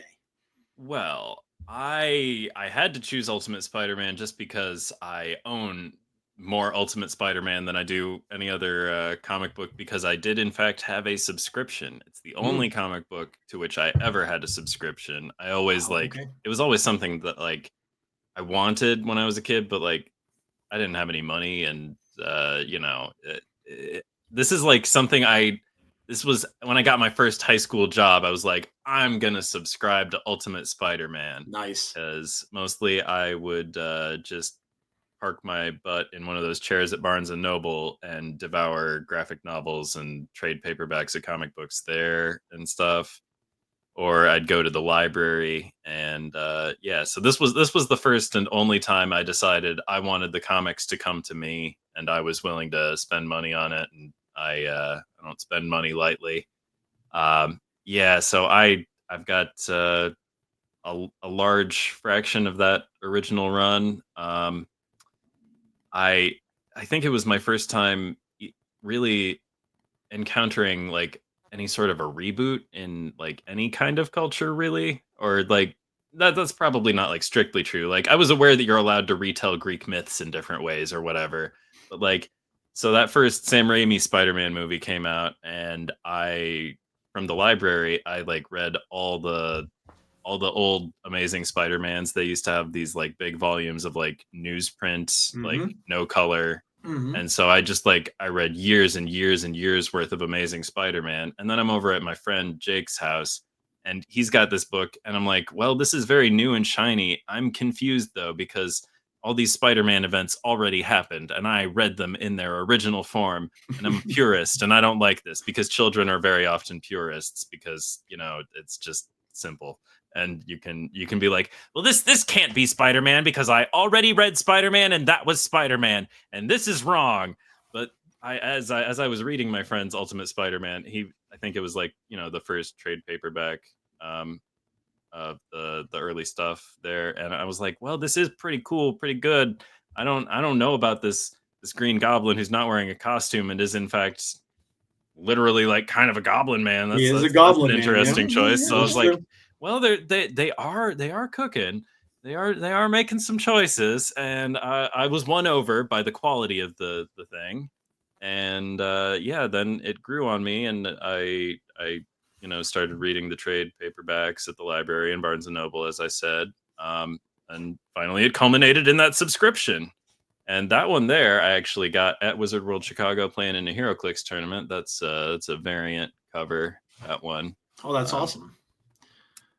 So that one holds particular significance to me. This page here, I captured this for the advertisement for the Ultimate Spider-Man video game. That's why I picked this. Oh yeah, okay. I love the Ultimate Spider-Man video game. Yes. I think it enjoyed a reign of more than a decade as the best Spider-Man video game until Insomniac's first Spider-Man game came out. I think that Ultimate Spider-Man was the one to beat. Really great game. It was intended to be canonical to the comics. It was dropping new stuff. Like there were characters like making their first appearance in that game, and it had Mark Bagley art direction, and Bendis writing, and it was a banger of a video game. A lot of fun. Chasing down the Shocker. Ultimate Shocker is even more of a punk than like regular Shocker. He was like such a little nobody, and like stopping a Shocker crime takes like all of like 15 seconds. And the writing was a lot of fun, and the gameplay was a lot of fun. You got to play as Spider-Man, Venom, just the gang's all there. Lots of good boss fights. Really like the early one with Rhino. Yeah, just a very good game. I have played it a few years ago, and I thought it held up pretty well in 2020 or whenever I last played it. So seek it out if you have a PS2 or whatever. Anywho, I love the art in Ultimate Spider-Man. The writing's pretty good too. I will say I was rereading some of it in preparation for this podcast, and I don't love the way that Peter Parker treats the young women he dates. I think that some of that has not aged super well, Yeah. and I bet that Bendis would not have written it that way today. I guess is what I will say. Yeah. So I don't know, but then again, teenagers are historically like not great at things, and maybe it's realistic that he's a bit of an asshole to these nice ladies. I don't know, but I didn't love it with the modern perspective that I have now. That stuck out to me a little bit, but in general, the writing's very good and great fun. Yeah. I really enjoyed the book too. I ran through it all. He came off to me a little bit when I first started reading it. I'm like, okay, compared to the Peter Parker I grew up with in the, the 70s and 80s, where he was working for the Daily Bugle. He was a middle-aged, he was like in his 20s at that point. And he was very Boy Scoutish, very, very similar to Clark Kent. He didn't really have much of an edge. This Peter Parker, you can almost say he was kind of like an emo Peter Parker. He cuts class. Yes. He skips school. It's not he good. Does. Yeah, he does. He wasn't always the best person out there. So yes. But yeah, I really enjoyed this book. It was a very different take on it. I can remember reading it. A lot of times I read comics before bed, and my wife would see the book and be like, "That's Aunt May." And I'm like, yes. And she's like, well, what happened to the old bun in her hair, gray spinster lady from? I'm like, nope, this is an all new one. She goes, oh, she's very good looking. Like, yeah, they're. But I love the artist and I love the writer as well. Bendis and Bagley have always been two of my favorites all the way through Marvel, and they've done some great work. So yeah, it's an excellent choice. And I don't know if you're reading the new one. I Honestly, have not yet. I've heard great things. It is so good. One of the best comic books I've read in years and years and years. I saw it was coming out and I'm like, I have to read it. And it's such a cool take on an older Peter Parker. And it's just, yeah, you really should read it. I think you would enjoy it. It's really, really, really good. So very cool. All right. And there you see Spider-Man getting beat up. Just getting absolutely wrecked by Ultimate Electra. Getting beat up there, yes. And then, yeah. And those are some good faces. I really like the facial expressions in conversations. They're very evocative. Yes. That's one of the book's strong suits, I thought. Agreed. Yeah. Bendis has always been great with dialogue. It's always been his strength as a writer, I've thought. Agreed. Mm-hmm. Yep. Very good. And then you've got Scorpion. Yes. Yeah, that's the Scorpion. Yeah, I was surprised to, like, when I started playing Marvel Snap, I was surprised at how many, like, ultimate character designs are apparently now, like, the default, like, mainstream, like, designs for these characters. So, like, that's why I picked this page. I'm like, look at that Scorpion. I didn't, like, that surprised me when I started playing Marvel Snap, that, like, oh, that's just what Scorpion looks like now? That's Scorpion? Okay. Because like this was like a new take on Scorpion when this arrived in my mailbox. I was like, "Ooh, choices were made." Mm-hmm. Yeah. But now that's not spicy. Now that's vanilla flavor Scorpion. Yeah, the 60s ones all wore spandex. Scorpion, Matt Gargan wore a spandex outfit and had just a big tail attached to the back, and they're very, very strange looking. But now they're like, they've got these metallic parts and stuff like that. And yeah, it's they really did some different stuff with it. So yeah, absolutely.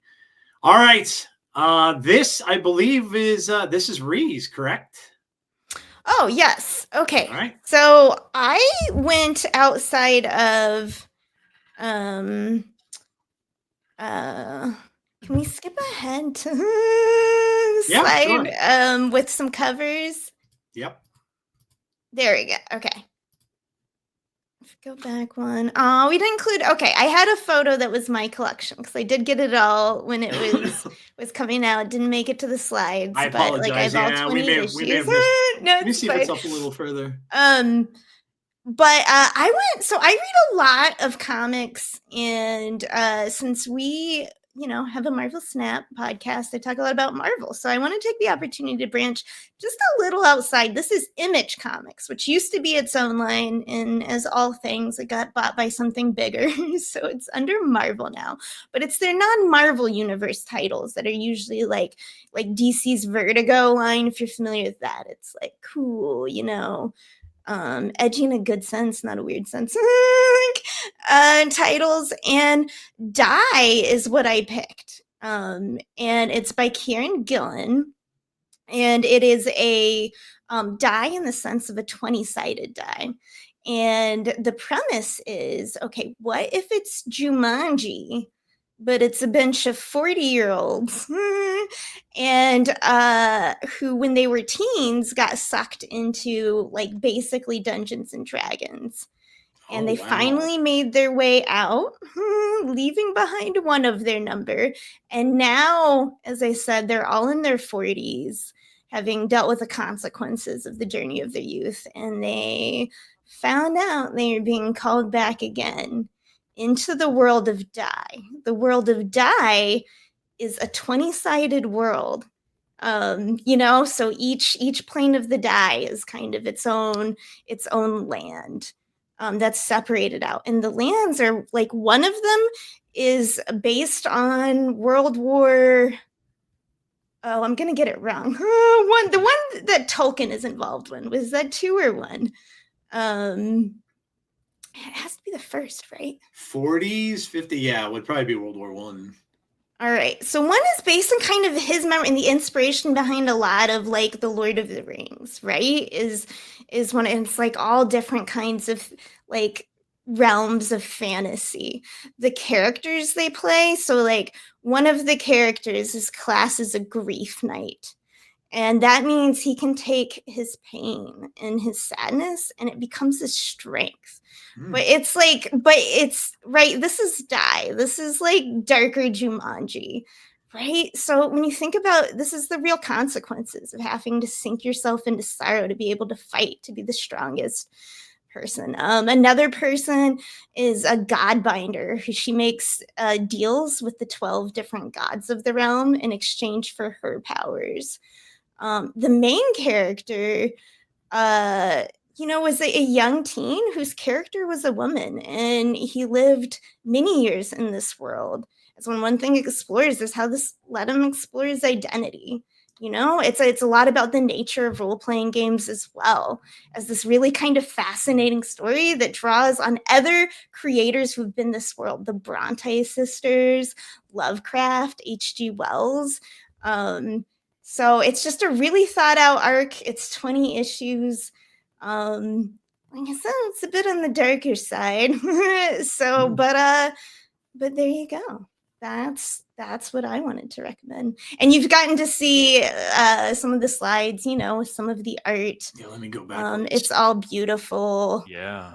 So yeah, that's really awesome. check I it might out. have to look into that. I that sounds like something I would definitely like to check out. And Image has been, if you guys that are listening aren't comic readers, Image, when it first started, was a bunch of creators that had left other companies because they were a little bit disgruntled by it. Todd McFarlane probably being the biggest name of them, but you had Jim Lee and others.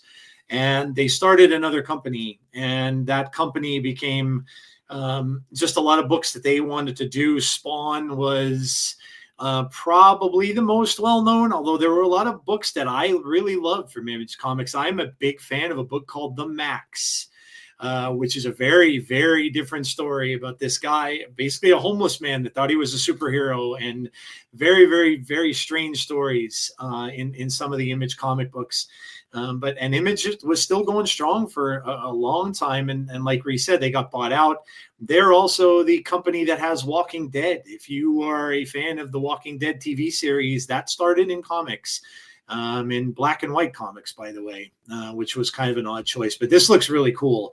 I love anything about Dungeons and Dragons and stuff like that. And I need to check this out. This looks like it's going to be a really, really fun read. And this is another page from it here. I like the art. The art's really nice, very colorful. That's in that last panel. That is Lovecraft who gouged out his eyes after he saw the horrors of the world of Die.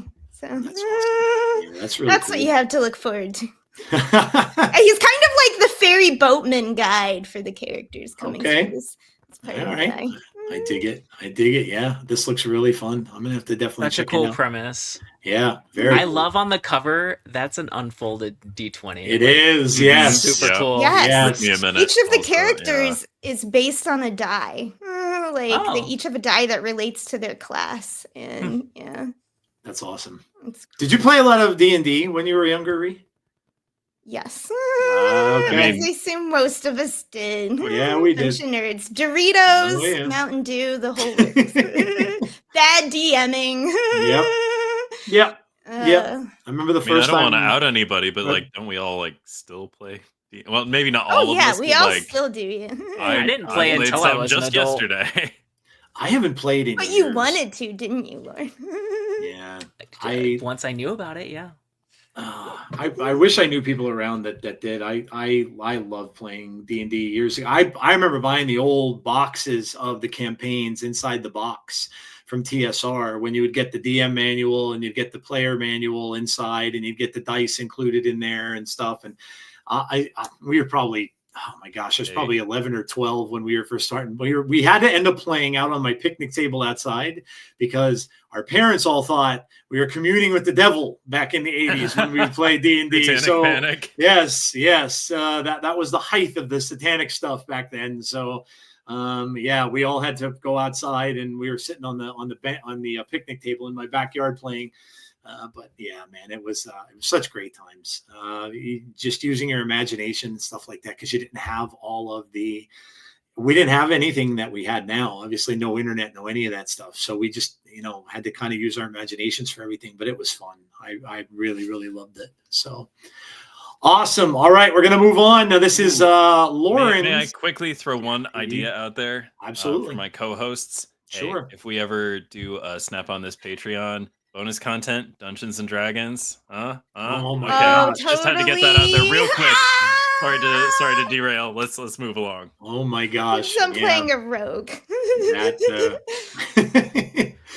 That would be amazing. All right. I didn't submit any covers. That's my mistake. Okay. My favorite comic ever is Saga. But this is something different. This is representative of like a subgenre that I have really gotten into. It's autobiography graphic novels. And I've just found it to be like an intensely personal medium, a really great way to do something that's a memoir or an autobiography. Captures, I mean, of course, I love writing too, and I think words are beautiful, but I think there's something that can be uniquely captured in this art form. I picked It's Lonely at the Center of the Earth by Zoe Thorogood. It uses tons of different art styles, so I tried to capture that in the 5 images that I selected. But this one is very heavily about depression. It's about 6 months of her life while she's trying to write this book. Like the book is about writing the book, but there's very heavy depression going on. I believe it lines up with COVID.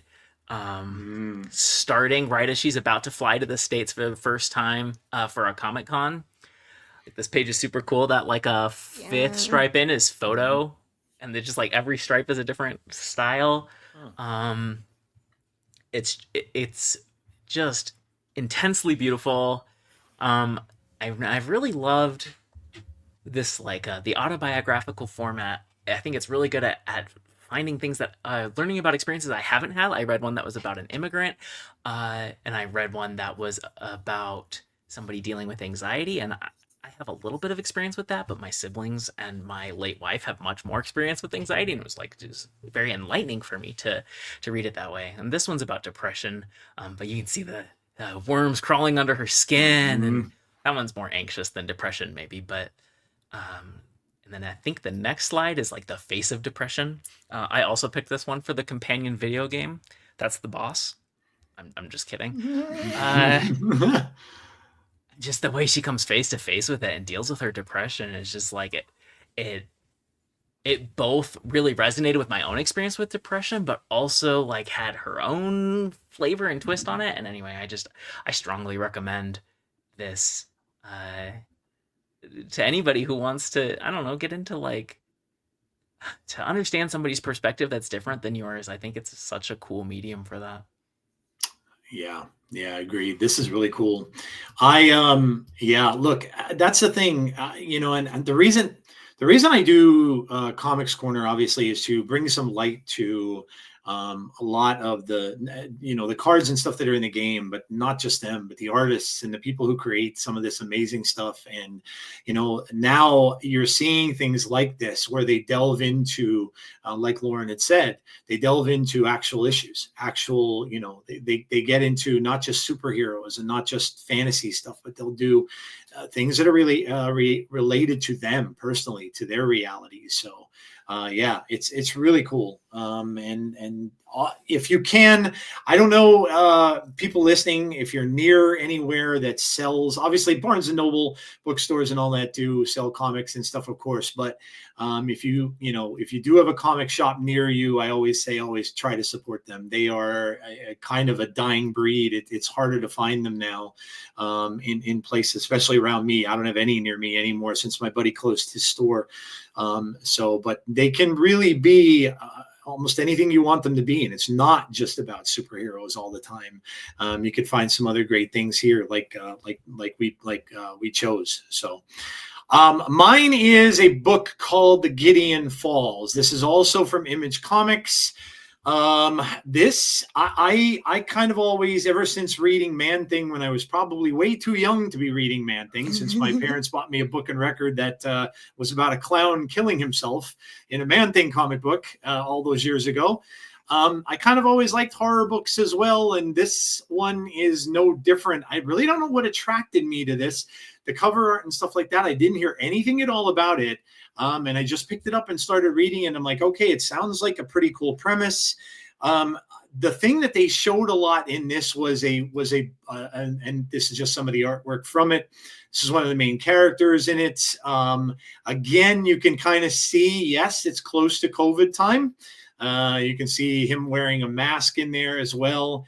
But you can see some of the horrific elements of it. And it's centered around, I love this cover.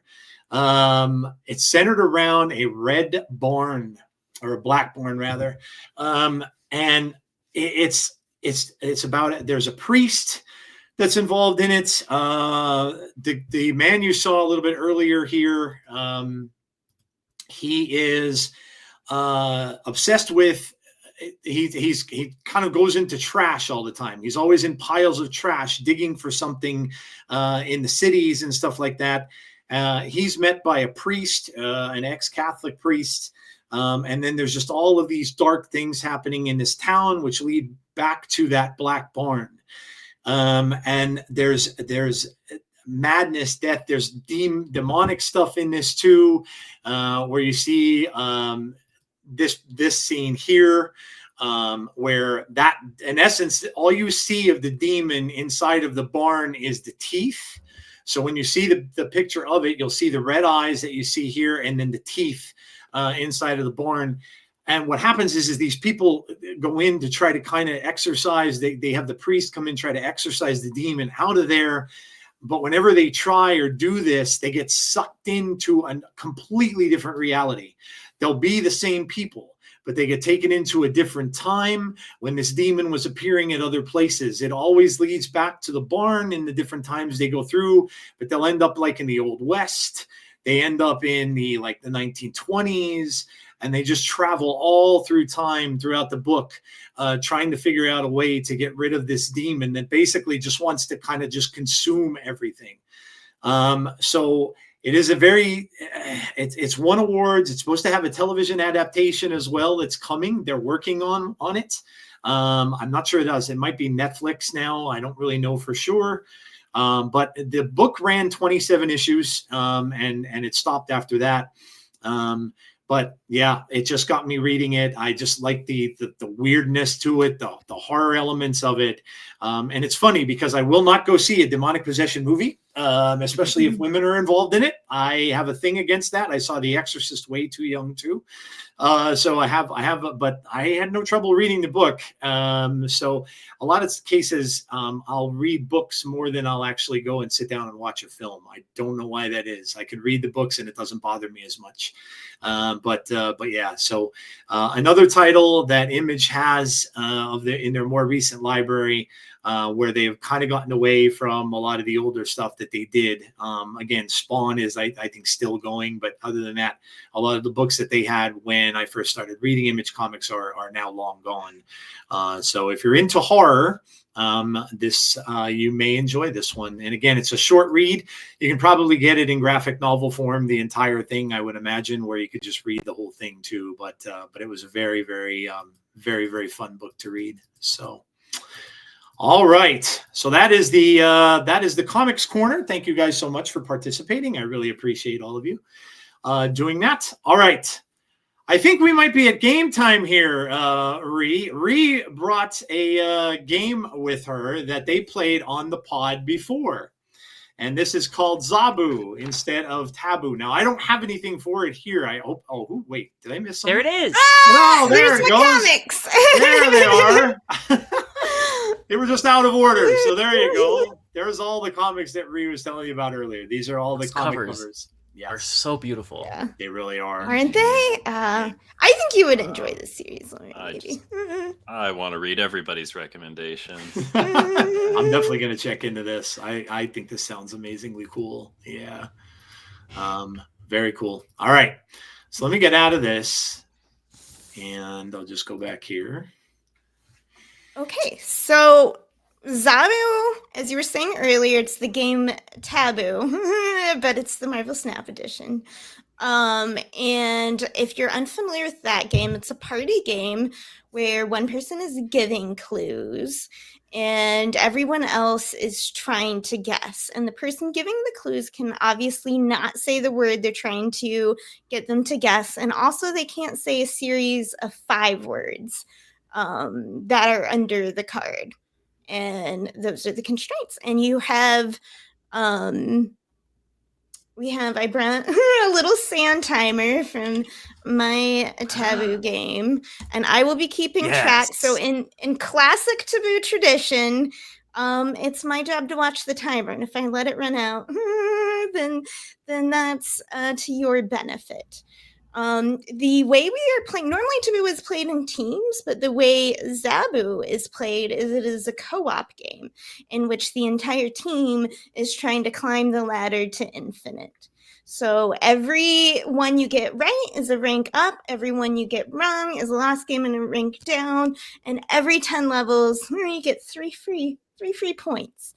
And I will keep track of score to the best of my ability. Fine print. I did make myself a scorecard to hopefully make that easier for myself this time. And we'll see how far you get. It will be, presumably difficult to get to infinite. I'll be impressed if you get the gold.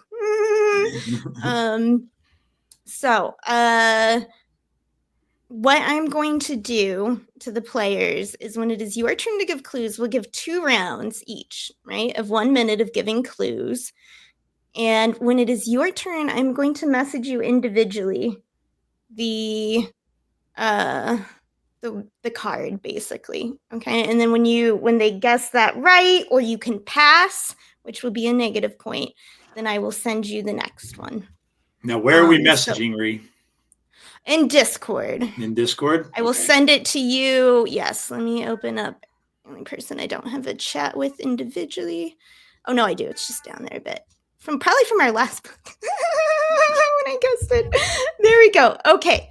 Who wants to start? I'm happy to, or certainly can Sure. pass. I'm not supposed to talk about mechanics, right?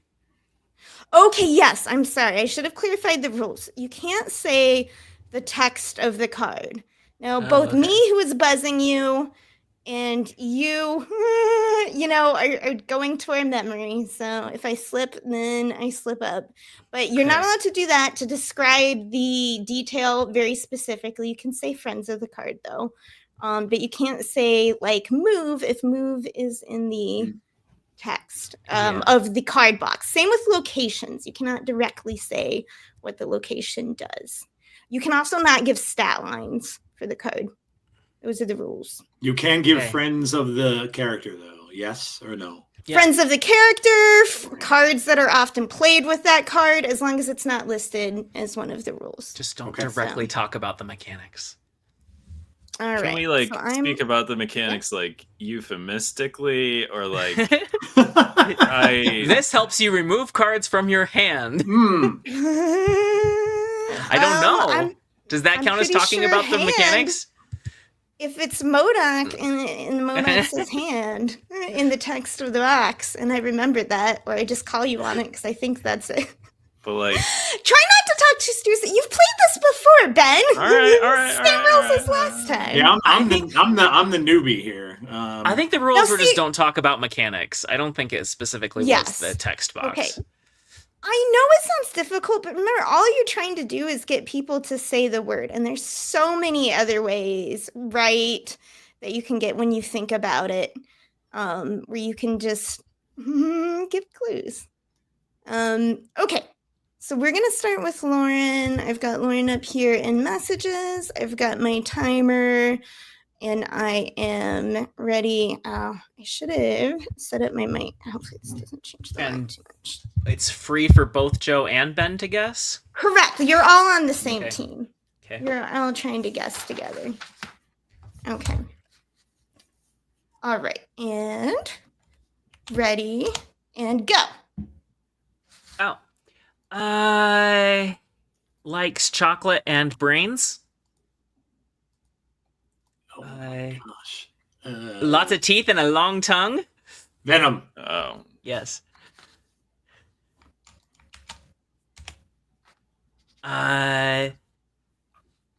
Alternative mode. conquest. High voltage. Oh, okay.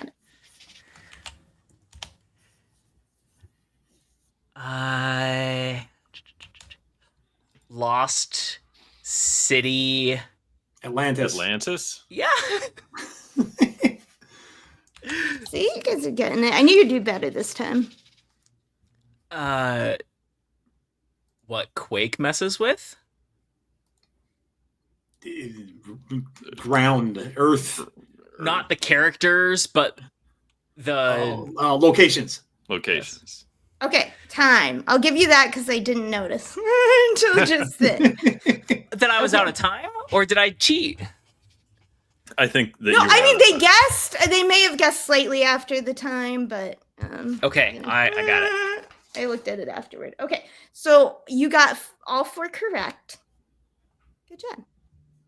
Okay, I think last time we finished the card that we timed out on, or something like that. we are. I'm changing the rules of ZABOO in that way. That was okay. ridiculous. You can't negate your wrong.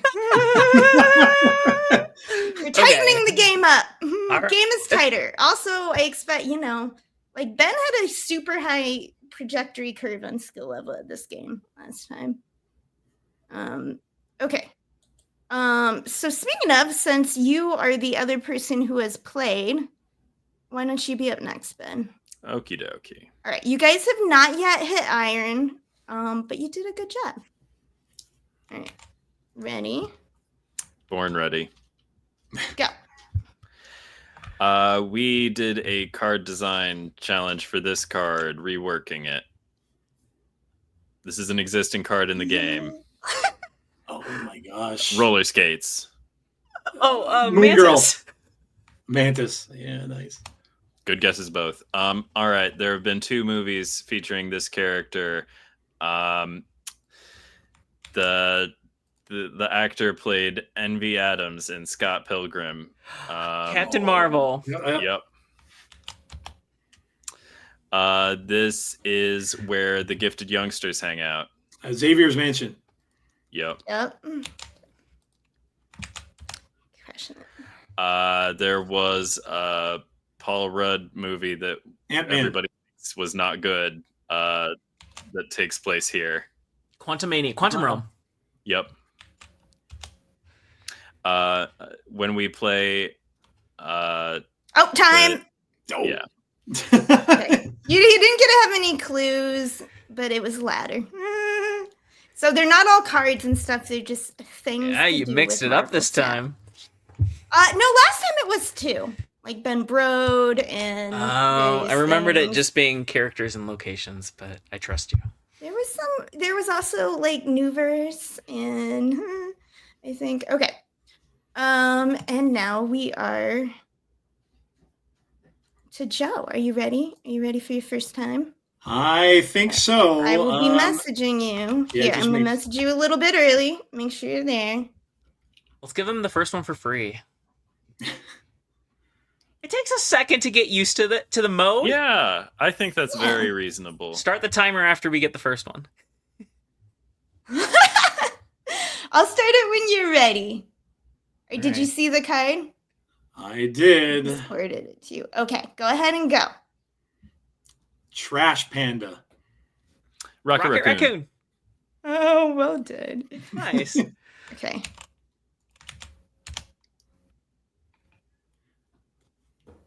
The best looking Dan Hip card to date. Howard the Duck. Howard the Duck. Ooh, I totally has agree a with has you, a by the has a way. cute face on the front. Professor X? Mm, Cute face. Flying- Oh, Hellcarrier. yes. Yes. Ah, true. Oh man. Cerebro too.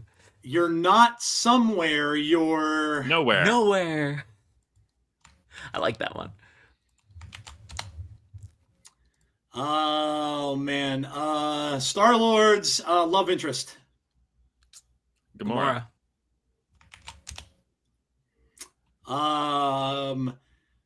Snap. Time.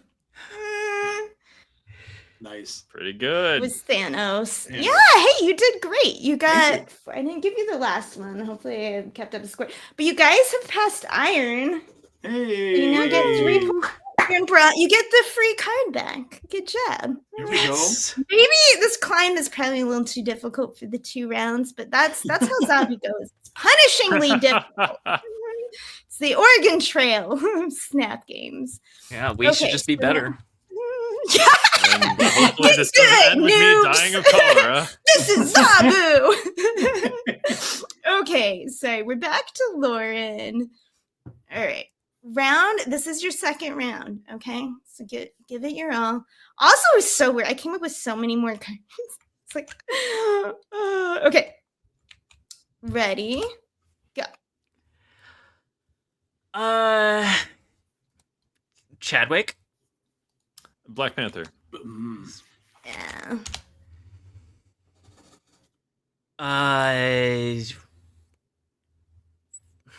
Skip. Okay. Actually, I'm gonna try it. Not a place that is positive. Negative zone. Negative zone. Yeah. See, there are ways. You're doing great. $10.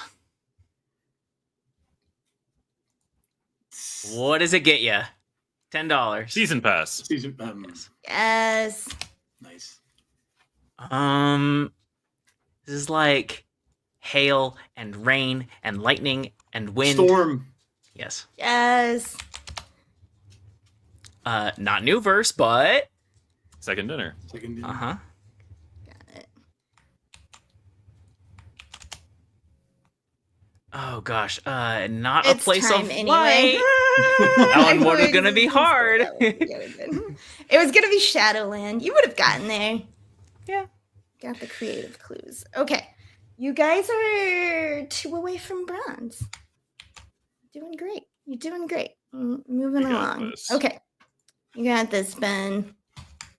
Okay. And go.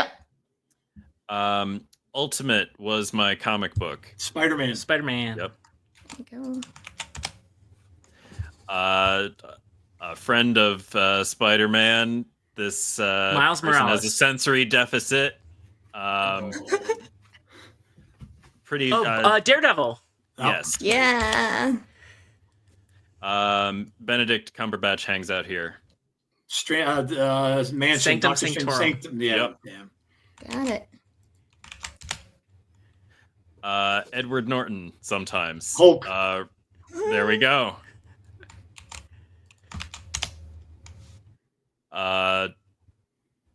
Dave, the wrestler, and Batista. Drax. Uh-huh. Got it. Vincent D'Onofrio. Kingpin. Needed to put more actors' names. We collect these Cards. Boosters. Pictures. Boosters. Credits. Pictures. Variants. Variants. Got it. Variants. Helps out. Oh gosh, he can do this all day. Captain America. Surely I must be out of time. Oh, yeah, you must have missed though. You were thanks for making me check. I was trying to keep up on the score, but like, Well, also last time I looked, it was wasn't like sure a how I was half. gonna make y'all guess the one that I had. I was like, I don't even want to start trying because like I know I'm out of time. I must have been That's out the of time. classy like, way after, to pass. After Drax. I thought I was out of Yeah, time. like surely I've done so well.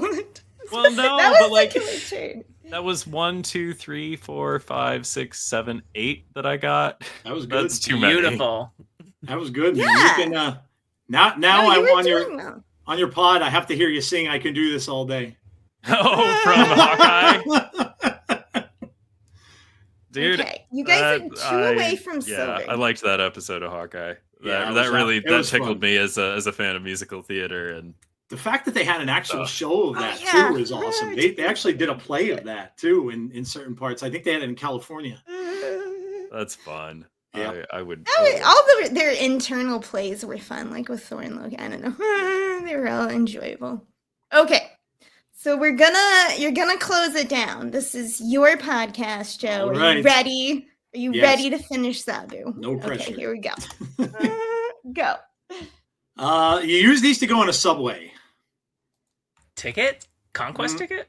Another name for tokens? that. Yes. Oh, tokens. Good.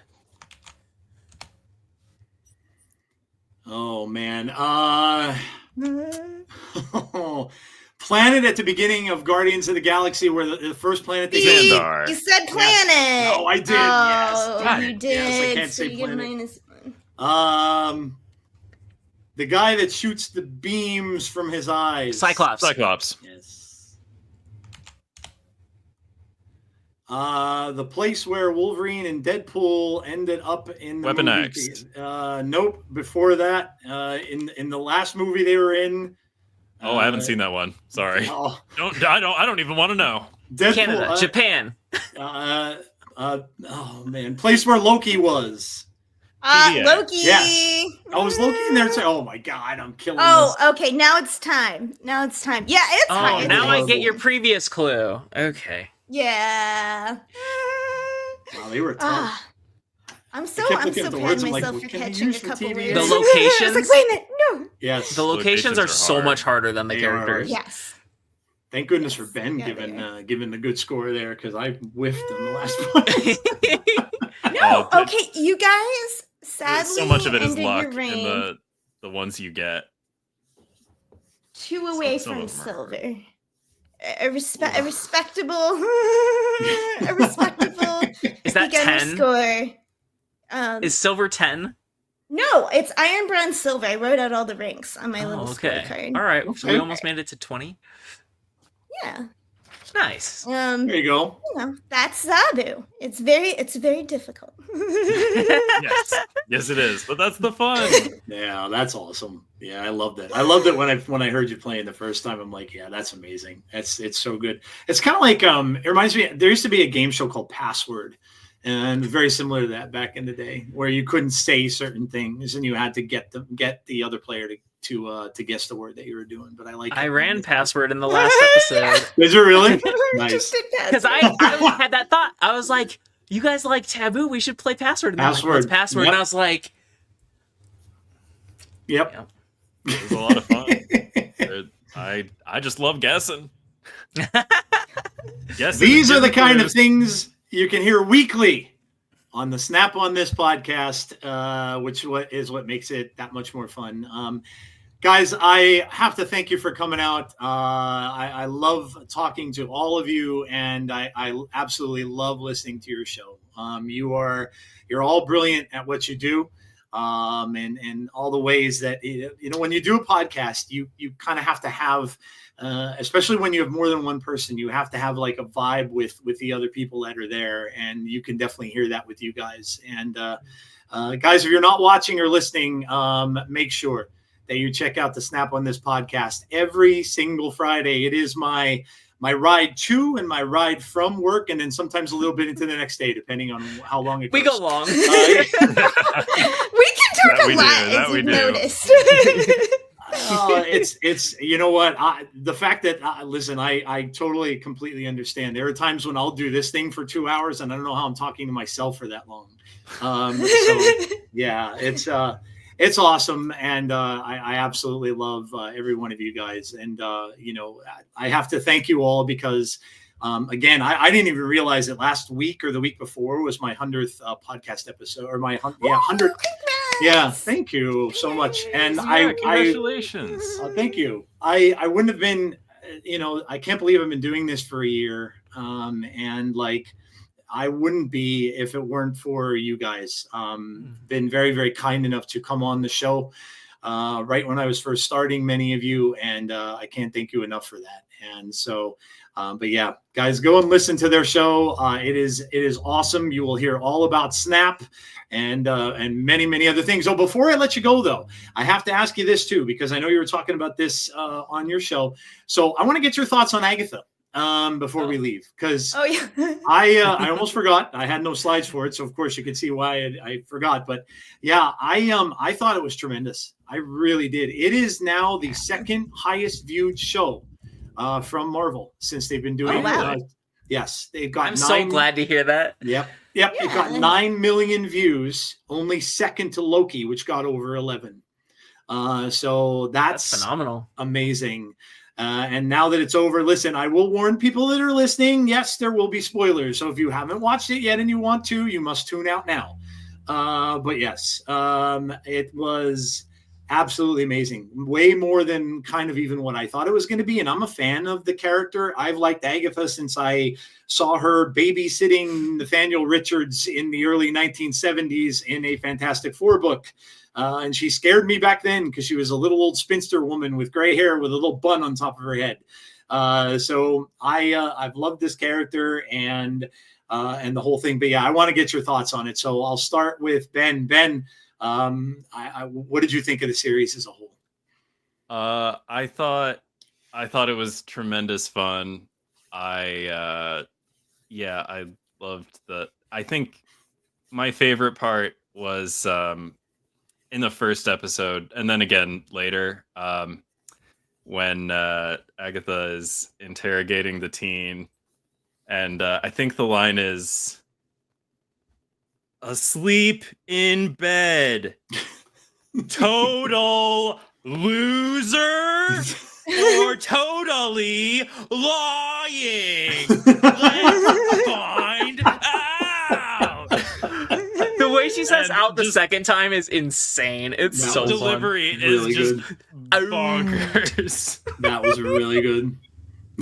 I found the show incredibly entertaining. Another favorite part of mine was when Agatha is in Wicked Witch of the West form. Yes. I think the 7th episode or something. Mm-hmm. She had the posture down. I loved all the allusions to the Wizard of Oz throughout the entire show, because there were a lot of them. I watched the Wizard of Oz once a day for the early years of my life. So that really spoke to me. Big fan of the Wicked Witch of the West. and thus big fan of Agatha in that mode. And yeah, what a fun show. The writing was stellar, the cast stellar. You know, I think our love for the show came out in our card design challenge in the secret homework Yes. last episode. I'll let my co-hosts speak on their fondness for the show. I don't mean to monopolize. I loved your card designs too. Who was it? Rie? You did Shumagoroth? Yes. Was that the one? Was that the one for you came up with? For the That was for spooky cards. that was the spooky cards. You did Shumagorath. As soon as I heard that, I'm like, yes, I know Shumagorath. Okay. What was hilarious is that card was connected to Nicholas Scratch because Yes, it he was. summons Yep. him, right? And this was before, like, so I already knew Nicholas Scratch, obviously, because I'm a comics You had not yet reader, seen was that the son of episode. Agatha, but I hadn't seen the final 2 episodes that are all about him as a child and stuff when I designed that card, which is like kind of hilarious. Let's see what Nicholas Scratch actually looked like in comics. He was a very, very stand. I know this is probably not going to show up either because of my green screen, but Yep, with that the is black beard. that is Nicholas Scratch. He's got that real long mustache and the long beard and the magician kind of white on the top. But that is Nicholas Scratch. So He's more of a villain in the comics, He so is. he got The a whole soft sequence in the rewrite. show was just so darling, it was. Yeah. so endearing. Yeah. Yep. So go ahead, Rie. What did you think? Oh, one I called. Okay, I mean it's pretty obvious, I guess, those of us who read comics. But I haven't been in all the forums and stuff for the show. But I called that the teen was Wiccan. I'm like, I bet that's Wiccan. Mhm. I bet that's Wiccan. Hide it in spoiler text. But like, so that was validating. I did have other theories that were not correct. I don't remember. But like, so yeah, and I've loved Catherine Hahn, right? Am I getting the name of the actress right? Yep. Right. Ever since her bit role in Parks and Rec, she's just such a standout actress. That's not even a she's bit in- role. She's a recurring. She's in the scope of Parks and Rec, right? I mean, but you know what I mean. She's I all didn't over mean season bit. 4. I mean, yeah, you're yeah, right. no, she's I great mean, as Jen Barkley. She's I- not a permanent cast member. She's amazing. I think the first yeah. place I saw her was in Step Brothers, and she absolutely Oh, yeah. crushed it in Step Yep. Brothers. Every time I see a poncho, I think I'm going poncho. The Parks and Rec scene, but also, Agatha's cool. Agatha as a ghost is a character in the Midnight Suns. Yeah, I Midnight Suns liked video that. game. Yep, Oh, that's right. She Ah. was. Cool. Yeah. Okay. Yeah, that's That right. was she very was. fun. I was always every night going to the library. Like, does Agatha have something new to say? What are you plotting, Agatha? She's such a sweetheart in the in the game, though, and it's kind of that's where she's kind of mixed in the comics. I've seen her as both a more negative and positive force. My experience within the comics is the little bit she'd shown up in Scarlet Witch. Which the Yeah. last issue of Scarlet Witch that I read was Scarlet Witch coming back to Agatha, just like sitting on her desk. It's like, oh, what's up? That's the ending page, and you're like, yeah, man, what's Agatha doing here? So Yeah, they've really Yeah. changed her throughout the years. Like this is a more modern yeah, one that's with what she her looks in. like now. Yeah, that's they've really changed her. And I have this is the one I remember. This was from 1976. And she walked around. Yep. I mean, you could tell she was evil, and she had a black cat. I mean, she was a stereotypical witch. So yeah, she's really changed a lot in the comics. I like that. I had to go back and read that Scarlet Witch series. I never knew that existed until recently when I heard about the Witch's Road part of it on there. So I had to go back and read that. That's really good. By the way, There's I a enjoyed fun that. series like back around 2015, I want to Yep. say something like Yep. that. That was a really great, like, kind of Monster of the Week style series that then kind of, culminate. I think Agatha shows up in the end of that, maybe, if I'm right. She, And yeah, then- yep. Yeah. More recently, I believe it's Steve Orlando has been writing. So it's several series, but they're all kind of following the same. And I've talked about it before where she's opened the shop and she's at the last store and it's been fun. Yeah, that's the reason how I kind of deduced that Rio was not who she said she was, because Rio in that book was an Irish warlock. Who ended up running into Scarlet Witch. So not that they couldn't have changed it from male to female. They do that a lot. But I'm like, yeah, I kind of don't think she's who she's saying she is. But Lauren, what were your thoughts? Loved it. I could echo a lot of what was already said. I want to call out the acting. I know Ben called out the casting, and that's similar, but I mean it's also good. But Catherine Hahn, Audrey Plaza, and Joe Locke especially they're all just phenomenal. It's such a fun ride. The premise of the show, like just going down the witch's road, is great, and the music is so good. Yep. Yeah, had a total blast. It was the kind of show that fiance and I were just like every single night as soon as recording Snap on This was done, it's like, okay, let's go watch Agatha, because we want to watch it right away as soon as possible. It's just total blast, and I'm glad to hear it did well. I love having something that's woman-led. Yes. Yeah, absolutely. I will pop this up on there because that is Aubrey Plaza as Death, and that's the practical makeup that they had her using. Oh, wow. One of my all-time favorite. You could see that's a close-up of her, I guess, getting the makeup done. Yeah, phenomenal that's practical. So it's good. crazy, Yeah. like absolutely crazy. The nose and everything like that. It's yeah. When I realized it, and this was even before the Funkos. I did not even see the Funkos. When I realized it, I got super excited because I'd been wanting that character since the Infinity War, and I couldn't understand why she wasn't in it. I had a friend kind of talk me down a little bit and be like, Joe, people who hadn't read the books probably wouldn't have gotten the fact that Thanos was doing this all for a ghost or a spirit. And I'm like, I know, but it's such an important part of that book. And when I found she wasn't going to be in it, but then when I thought like, oh my gosh, is she going to be Lady Death? I was going, when I first saw her and that the exposure that she had when she showed who she was, I was literally sitting in my living room. My wife was in the kitchen making something, and I was in there going, yes, Death is on the screen. And my wife's like, what are you talking about?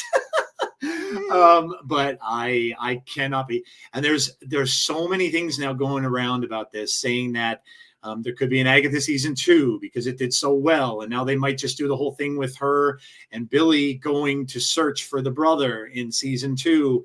They're saying that Death could end up being back in a one-shot style type thing, like Werewolf by Night, where she might be like, you might see her in other major happenings of the MCU. So when the snap happened, and then when they brought the bodies back, you get to be like, maybe they're thinking about maybe what her reactions would have been to all that. This is incredible. And I know where it's going. I mean, they're obviously getting the Young Avengers together here. And that's where they're headed in the direction they're headed with it. But I absolutely loved it. And it wasn't just because I liked the character. I like you guys had said, I'll echo everything you said. I love the actors. I loved the different references to all the things in every one of them. I love the fact that it was all a hex of his at the end, and he found out he was the one that did it, and it was really, really. Wasn't that such a great series? Because that's part of it. I call them tricks, but I love narrative plot devices. So like with Lilia, where they kind of sprinkled throughout all the episodes, and then one episode it all gets explained, right? And then that's super cool. And then right after that, you get the realization that this was all, from Wiccan. And it's like, that's just good sci-fi. You're gonna see Agatha's reaction when she's like, wait, what? Yep. the door actually appeared? Yep. Things make more sense. Yeah, the only thing that bummed me out is like, oh, she really is. I was hoping, a lot of people looked at it like this softened her up, and I'm like, she really is pretty She's- evil. we know where It's people are. I was hoping this was going to like, rehab her, because in the comic, like, so in Marvel Midnight Suns, she's like just kind of totally a sweetie. Yeah, she's very I kept very- waiting for her to do something evil, and it's just like, oh no, I like you. And so I kind of wanted that for her in the show. And it's just like, oh no, you have murdered so many people that you didn't needlessly. Yeah. Just But I still love selling her. out your own kind. It's I know. not classy. But you have to, but you love her though. She's I did the feel a villain. little bit bad for her in the prequel part, especially with the child and stuff. That was heartbreaking. I know she was a bad person, and she did, all that stuff that she was doing, and the deal that she made with Death, obviously, and everything. And then when they fell asleep by the tree, and I saw Death walking out, I'm like, oh my gosh, that's horrible.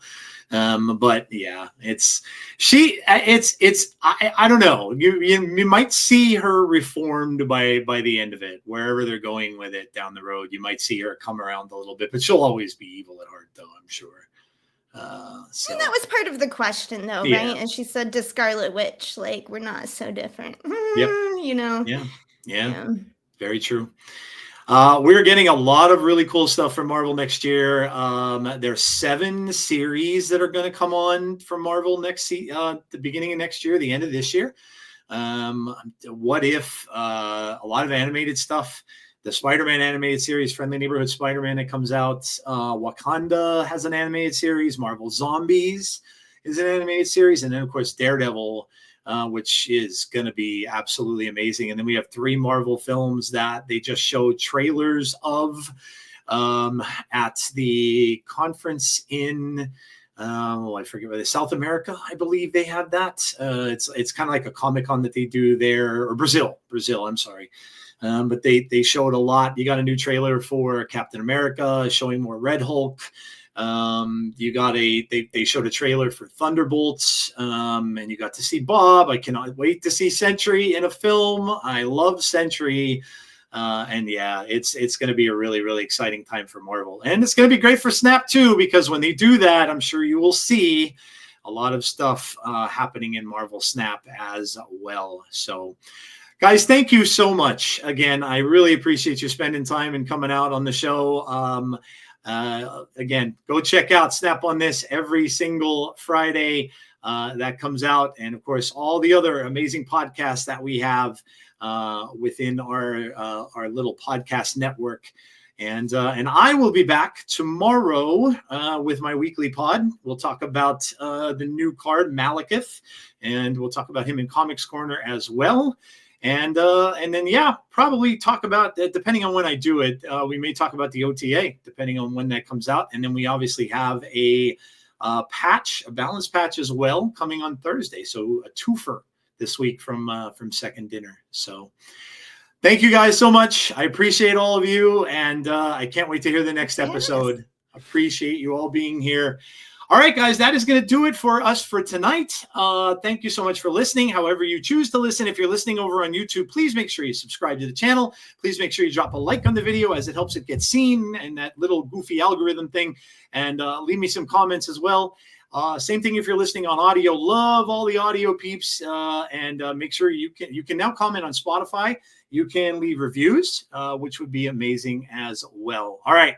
That's going to do it for this episode of Snap Decisions. Please stay safe. Be kind to one another always. And hopefully I will see you all for the next episode of Snap Decisions. Have a good night, guys, and I'll talk to you soon. If only